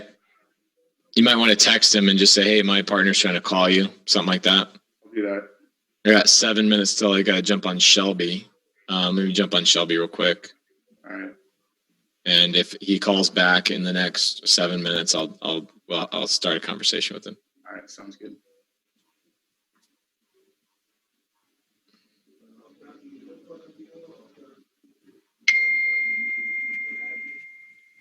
Shelby, Hello. tell me what gets you excited about life. Mostly food. I really want a rental portfolio to buy more of the food. Love that. That's awesome. Oh, Jamil's calling. Hold on just a second.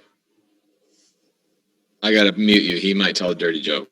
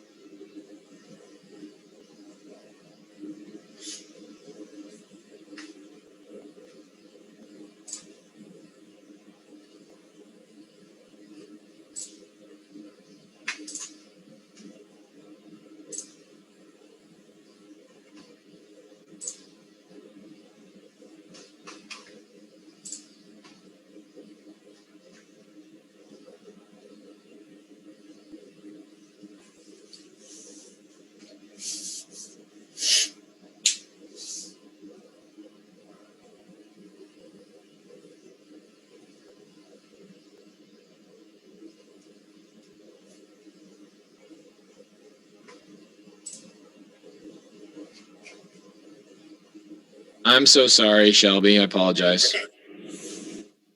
So, tell me about the seller. So the sellers live in California. The property is in Alabama. They bought it at auction and they're just selling it to other investors. It needs a lot of work done. Okay, so awesome. That's an easy one. Give me their information. I sent you a phone number privately. Okay, cool. Sorry, I haven't looked. Thank you. Okay. Her name is Monique. Does anybody, guys, I'm no longer using West Star servicing in Arizona and Texas. I'm switching over to a new servicing company that focuses on creative finance, and I will post their information in the Facebook group. I actually spent the whole day with my attorney, the Texas attorney that I'm working on. We're potentially creating a business together, but I was with him 8 hours yesterday. His name is Scott Horn, and he has a servicing company. And we are switching our servicing from, he's only currently doing Texas and Arizona, so I'm using West Star for everything else. But he is working on building a nationwide servicing company, but he's not quite there yet. So I'm going to transfer my Texas stuff and my Arizona stuff over to them. They don't charge a transfer fee. So they will help you set it all up, and I'll kind of walk you through and make a video of that in a couple of days. Yeah, Scott's great. Scott's really, really good. I mean, it's crazy. We were sitting there at playing golf together yesterday, and it was just talking about deals and this and worst case scenarios on this and what about that and market this. And, it's just really refreshing having conversations with guys that have done. And then we added up all the deals that we've done together. Scott obviously has done the most. He's been doing it 35 years, but between the three of us, it was 12,700 and some odd subject twos, not even including seller finance. Crazy. Crazy, crazy, crazy.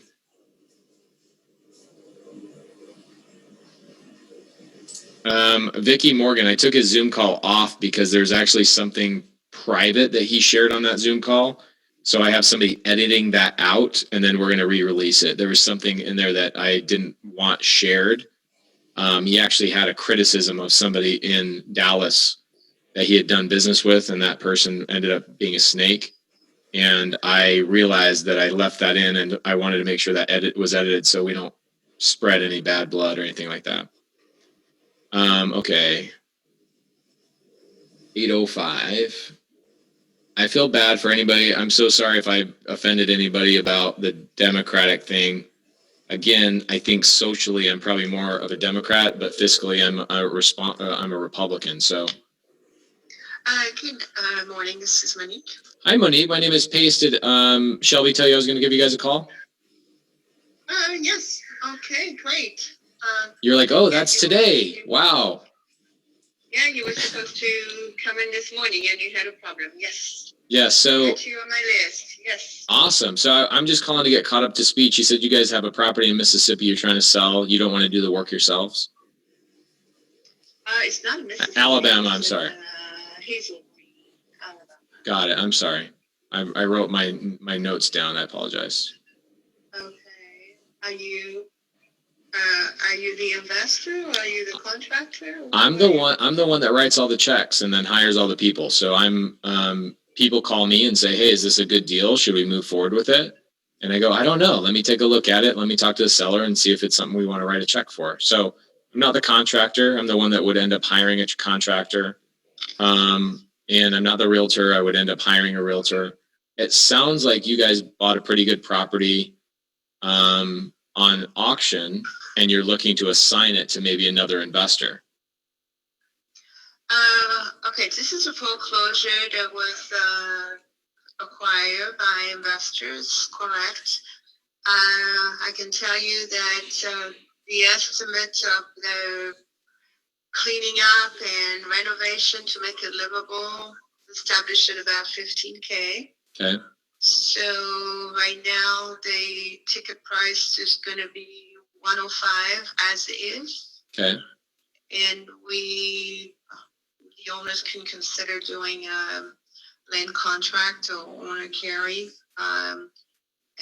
even if the people wanted to get the renovation included. It's on over 1 acre, so this property has a lot of possibility. It's got a huge basement, but it's in a flood area, which is all Hazel Green is in flood area anyway. It could be rehabbed into a separate dwelling downstairs.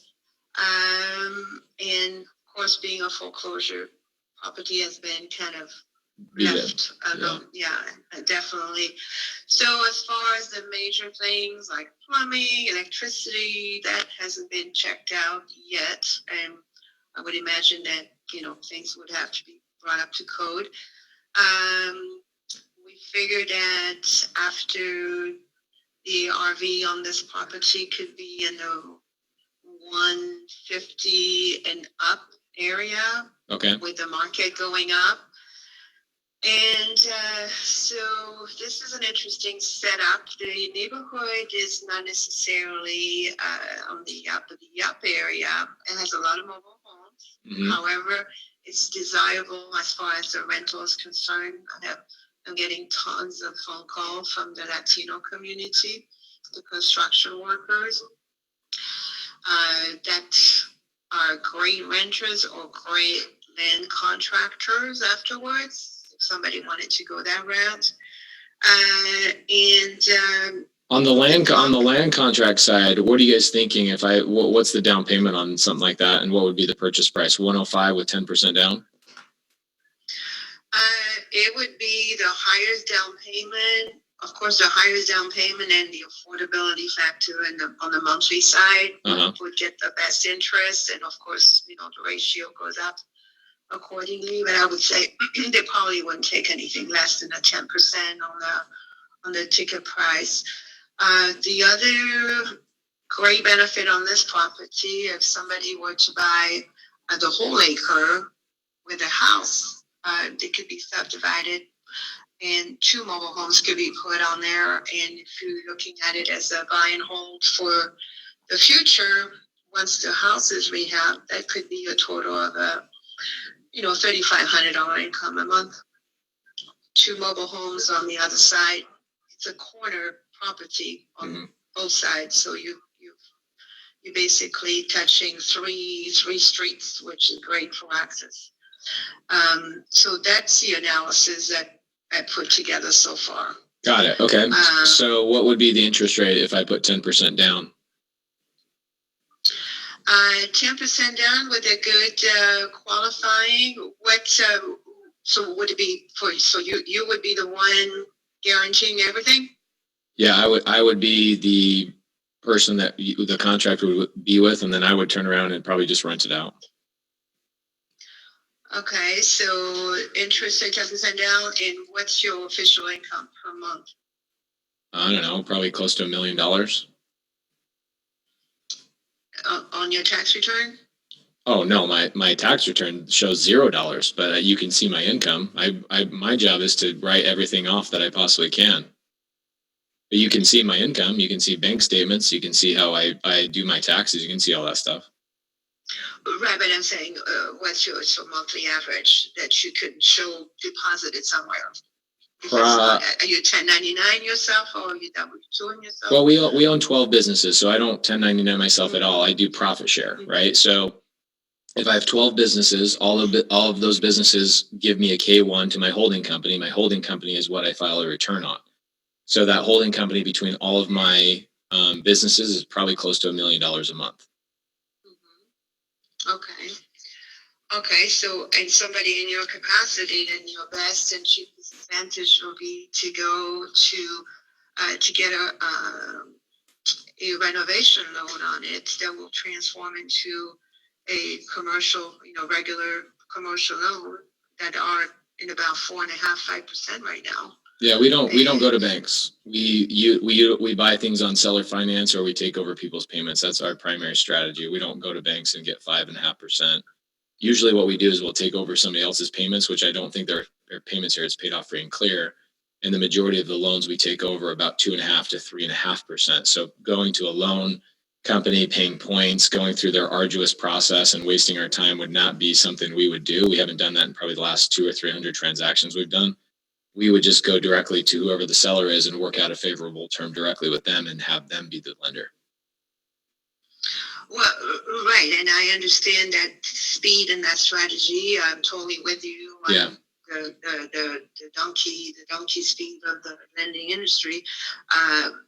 But nevertheless, as far as the bottom line numbers, I would strongly encourage you to consider that something like this. Maybe you could do an owner carry for a year. I mean, ideal would be to do that and then go ahead and get an appraisal from a commercial lender. And, if you get 5%, it's better than 12, 13, 14 or anything. Oh, is that what they're trying to do, is do seller finance at like 12%? I would say it's probably an average. 12% would be an average on seller finance. Is that interest only, or are they doing amortized? It would be amortized. 12%. I guess it could be. The private lending is up to 15, 16, and 18% nowadays. Yes, so as hard money. Anybody buying cash on the hard thing, that's what they would pay. So yeah, for a short term loan, the challenge is I wonder if that's legal. Usually it's about an 8% interest rate above what the average APR is. So they might be charging more money than they legally can be. If it's a hard money loan, they can charge what they want. But if they're seller financing it, now you got other laws you got to look at.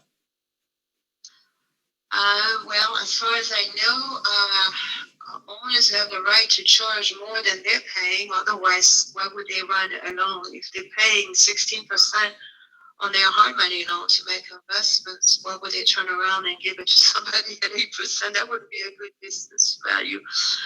So that's usually what they're based it on. Yeah, I would. Where are they on that? And I can already tell you that's not a good deal for us, but I would challenge them to go look at the laws. The laws state that they can only charge 8% above what the average APR is, which is about 3%. So the max they can charge legally on a seller finance deal is 11%. Now, if we're talking hard money, where you're giving people a short-term loan, you can charge 25% if you want to. But on a seller finance, they have a legal limit, and I think they're breaching that. well, it's a lawyer's question, but I can say the business logic behind it is, again, if they're using a certain percentage for the acquisition, they obviously have to turn it around and make some money to pay that off. Otherwise, it's not a business venue. Oh yeah, So, I totally get the logic behind it, for sure. So that's where it would be from. So as far as I know, Are you the realtor, or are you a wholesaler, or are you a realtor? no, I'm an acquisition person. I work with investors, and I do what you do, which is, I fish for the properties. I help them with the financing part, and then I get them to get online and acquire properties. And then after that, I give them the analysis of what the possibilities are, and then they decide which way they go. So I'm not a realtor, and I'm not what do you call it? A financial person. I don't provide money. I just do analysis. So you're a wholesaler. So you in this situation you would make an assignment fee. No. I'm totally outside the transaction. I'm just a facilitator, and yeah. So they would pay you a fee outside of that. I get paid on the assets performance and maximizing on a yearly basis. That's how I work it. I help all my investors multiply their portfolio as fast as they can, and that's what I base my coaching on. So got it. Okay, so you're getting with the transaction. You've got like an an education program, so you're helping people buy properties, and then you're helping them facilitate. So you make your money on coaching. I make my money many different ways depending on what I'm being asked to do. Got so it. In this instance, I'm the asset manager. Uh-huh. So these investors have, they have about $5 million of activities, and I kind of supervise everything. So when they decide to sell something, then they let me know what the equity account is going to be, what other possibilities they can get in, and then I get to work and I get to search through the wholesalers, through the network, and then I help them, keep on multiplying. So got it. Okay. That's how I do it. So that's why I'm, giving you the logic of what, people do when they do land contract, and I speak Spanish. So I have this whole database of potential land contractor possible families. Yeah, I think your target demographic for this house is probably a Hispanic buyer that doesn't have the ability to get a loan. I think that person's going to come in with 10%. They'll do the work themselves. 12% owner carry at an amortized deal. They probably hold that for 5 or 6 years, then go get their own loan at some point. That totally makes logical sense. But for an investment, this is probably not a great investment for most people. It's probably a great home for a Hispanic buyer that can't qualify for a loan. I think that's probably your target demographic, wouldn't you say? I would say yes, and the other target demographic is all those very, very busy people, contractor, electrician, plumbers, that didn't go to school very long and making tons of money right now, and have no idea how to organize their finances or acquire properties and save. and that doesn't have a color. It's more of a socioeconomics. But that population is pulling $10,000 to $25,000 a month right now. And Isn't it vacant? huh? Isn't it vacant? It's making 25 grand a month right now. No, I'm talking this population of people. Oh, got it. Yeah. That are in that socioeconomic. So it's not just the Latino population. It's, the hardworking, low end, blue collar, very busy people right now in our economy that are also great buyers if they get educated to know how to do it. Got it. So that's why I said this property here could be a great one of those. If you look at the downsides of the renters profile, and could be very profitable. But it wouldn't be profitable as a flip, making a huge amount. So Yeah, it's not a great property as a flip. There's no equity on that deal. I mean, even at 105 plus, renovation, according to what you're saying, you haven't looked at any of the mechanicals or anything like that. It probably sounds like somebody would renovate that and be all into it for about 150, and the house is only worth 150. So you're selling it essentially at full retail. So really the only buyer, like you said, the demographic of a blue collar worker that has a ton of cash right now. So definitely not a good fit for us, but I do appreciate your time. no problem. And Pace, what is your focus? Maybe I can have other properties that you might be interested in. Do you have like a balancing profile of industrial, commercial, single family homes, multifamily? We are all single family and multifamily. We stay away from commercial for obvious reasons. I'm sure you saw in the news, Pinterest just wrote a $90 million check to leave their commercial space. Commercial is dying. It's going to die. We stay away from that. But multifamily, primarily in 4 different markets: Arizona, primarily Phoenix. We're in Atlanta, Orlando, Tampa, and then certain parts of Texas. And then if a deal makes sense, I mean, we don't mind jumping into other markets, but it's got to make sense. So those are our 5 main focuses. We have people that are boots on the ground in those markets, and then looking to expand. And do you keep a bunch of them in your buy and hold portfolio at the same time, or do you just flip as much as possible? We do probably 7 or 8 flips a month, but the majority of the properties that we acquire, we buy and hold, all long term. We're looking at 30, 50-year holds. Okay, so would you consider buying properties where you don't really need to do anything on it, but have a tenant paying the higher standard rent?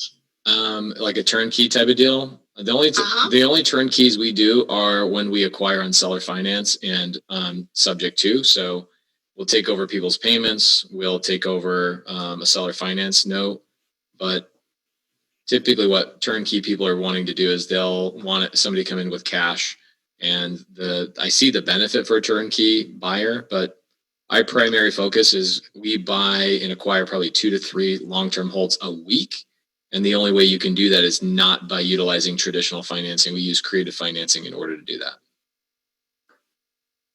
Okay, so land contract, owner financing. We stay away from land contracts. Land contracts, in my opinion, are, you give all the benefits to the seller. The land contract doesn't give much to the buyer. The seller technically still gets the depreciation and the fee title. But the buyer is left in the wind as far as tax benefits go on the land contract. So we we only do seller finance and subject to taking over people's mortgages. And if the property has a regular mortgage, you don't get the bank to get reluctant to those type of format? No. Still okay with keeping the loan going? Yeah, there's nothing illegal about it. It's been done for 100 years, just taking over people's mortgages. It's not illegal, but I know banks when you mess up with a title while you have a loan, they usually have a little clause that says they can recall the loan at any time. So yeah, they have a clause. Yeah, I've had that experience. Probably 1 out of 200, 300 houses we do, you'll get a bank that will accelerate the note. And then what we do is we deed it back to the property owner and we repurchase it on either a lease option or something like that. But it's incredibly rare. The bank doesn't call the note due because it's a performing note, Right, right? right, right. Well, yeah, that's what everybody's gonna bank on, but Right. yeah, sometimes once in a while you get that situation. And once you keep the properties, do you have managers that you work with that will be taking care of those properties in the buy and hold?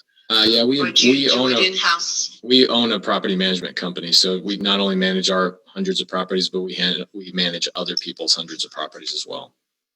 Oh, okay. Which one is that? It's one in Arizona that we own.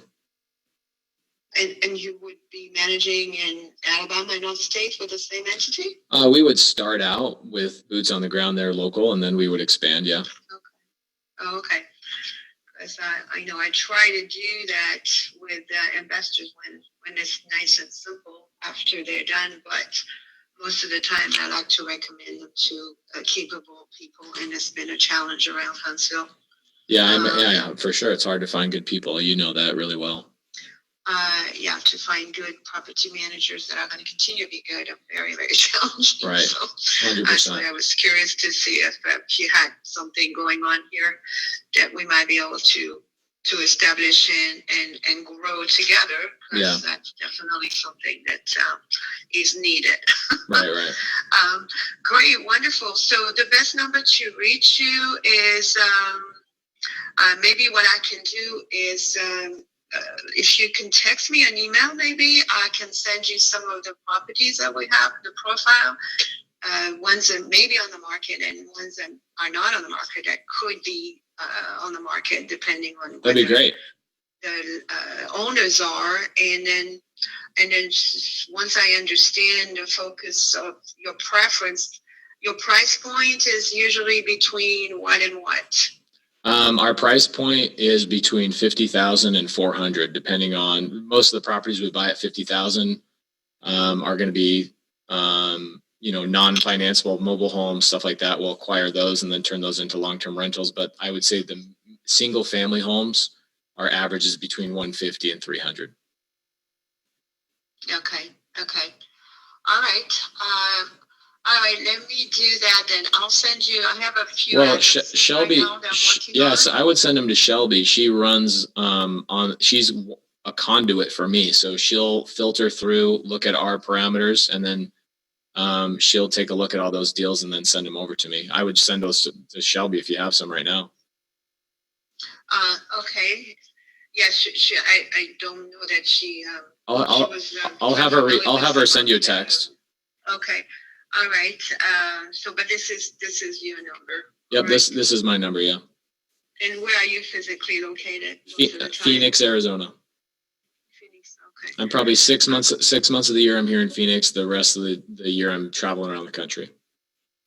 Okay. So if you look at this property from the construction perspective, you have reliable contractor that you're working with here then? Yeah, that's another thing we have in-house. So for us, I would probably send out one of my foremen, and then my foreman would go out there and pick up a couple of crew members there locally and do the work. We don't trust anybody. I mean, contractors are the heart of, contractors are the hardest part of this whole deal.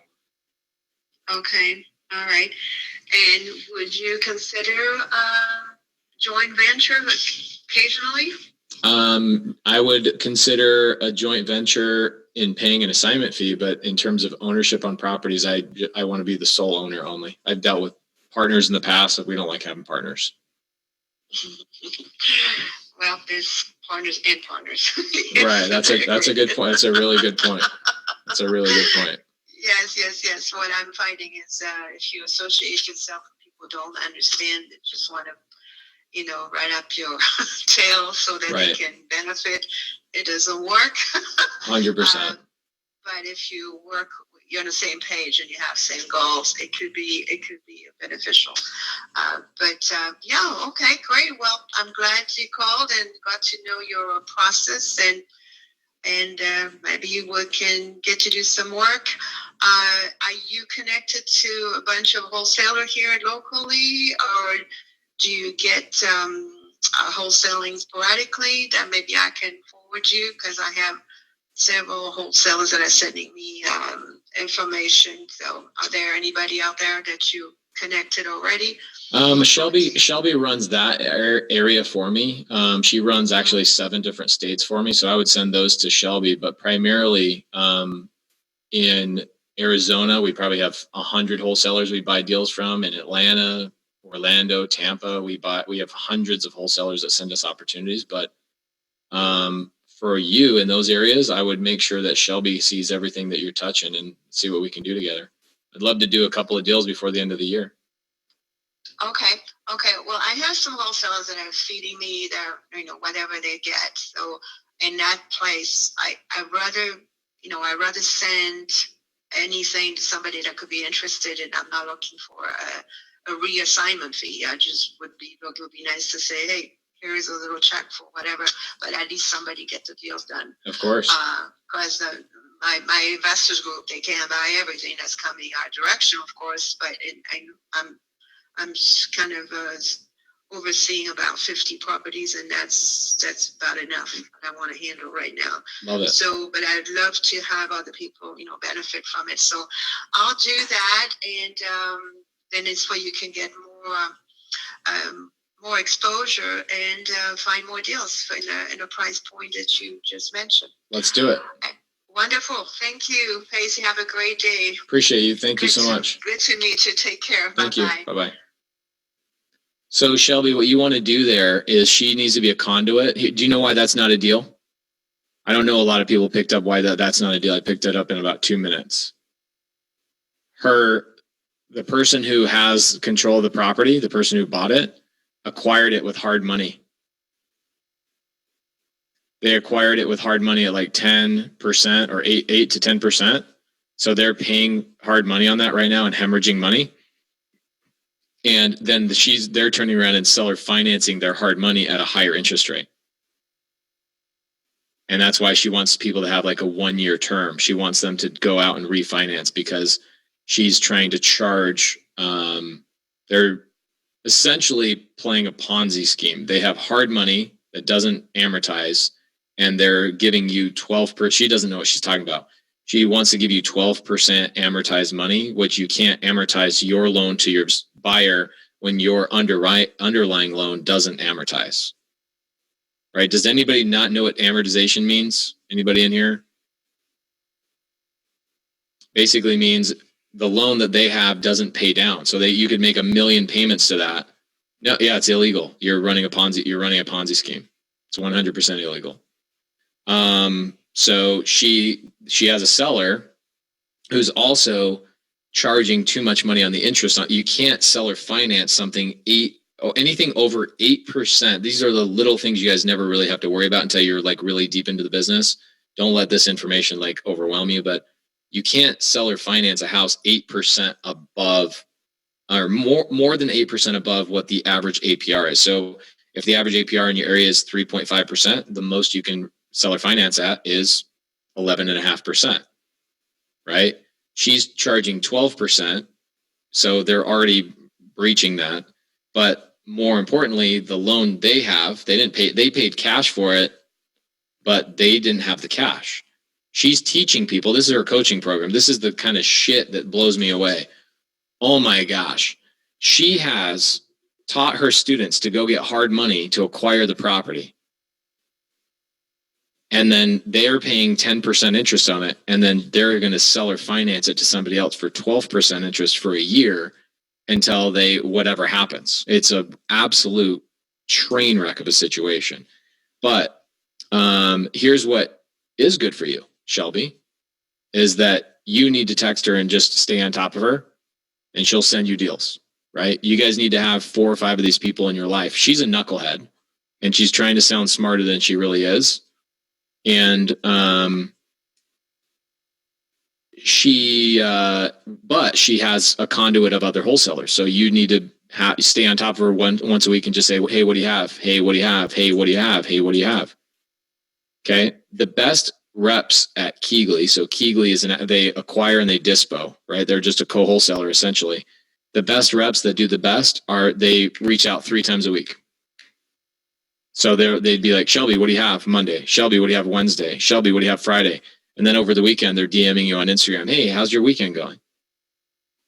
but they do, each one of those reps does 7 to 10 deals a month type of thing just through co-wholesaling. So if you decide to go the Doug Lonzo way, which, is one of the things I first taught in this mentorship, which is find wholesalers to bring you leads. You never have to call a seller in your life. The challenge is she's an idiot. And instead of just saying, hey, I'm co-wholesaling, she wants to make it so simple, intricate and fancy. Well, I'm getting paid outside of escrow to manage and do all this stuff. And I'm like, okay, so you're getting paid a wholesale fee outside of escrow. So essentially you're getting paid you're assigning deals. That's it. And you're representing your students, because you've taught your students how to go acquire these properties with hard money and then seller finance them on hard money. Holy moly. What a knucklehead. But millions of dollars of value in that one call, Shelby, because you should understand that,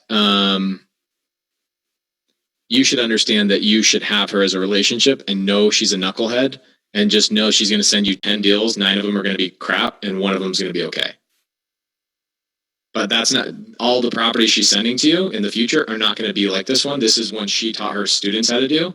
She's managing one of her students' properties because it's a shit show. So she's probably stepping in, trying to help out. But the reality is she also works with a lot of wholesalers. Okay, so the wholesalers are not her students. The wholesalers are just her conduit. So I would start touching base with her at least once a week, if not a couple times a week. Eddie Shazari, good job, Shelby. I actually enjoyed that call, even though she was a knucklehead. But most of the people I talk to are knuckleheads. Okay, so who do we got? We got Eddie Shazari. I like that last name. That's cool. Shelby, let me chat with you for just 1 second, because I want to know. I got one really important question to ask you. Where do you live? I live in Huntsville.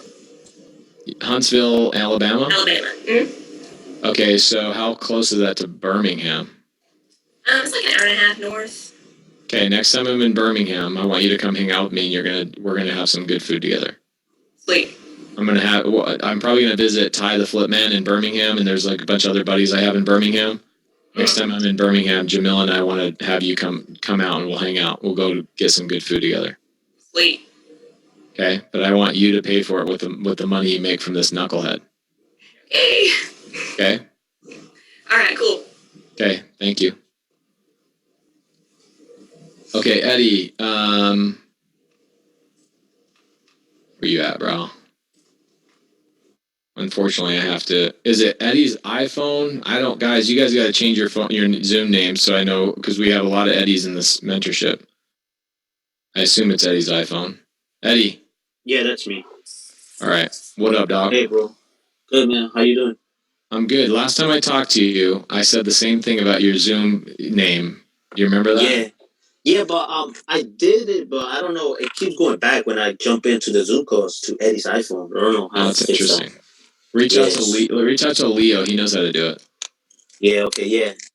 All right. So this seller I called yesterday, it was a follow up. I had more momentum with him in this call yesterday. Basically, maybe I'm not sure if he's open to terms, but maybe he is, because he was saying, "Oh well, I don't like that business module. It sounds like a scheme." Okay, cool. So, Eddie, give me his name and number. His name is Charles, and his number put it in the chat, and I'm gonna call him. I'm gonna say hi to my baby real quick. I'll be right back. Yeah, man.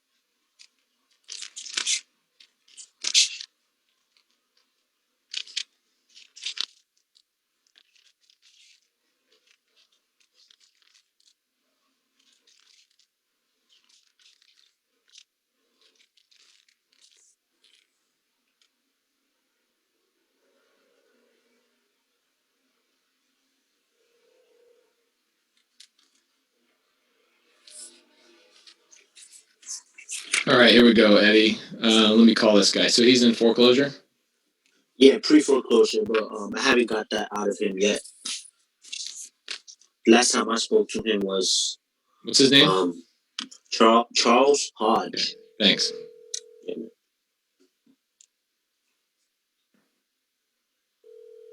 He's not expecting a call.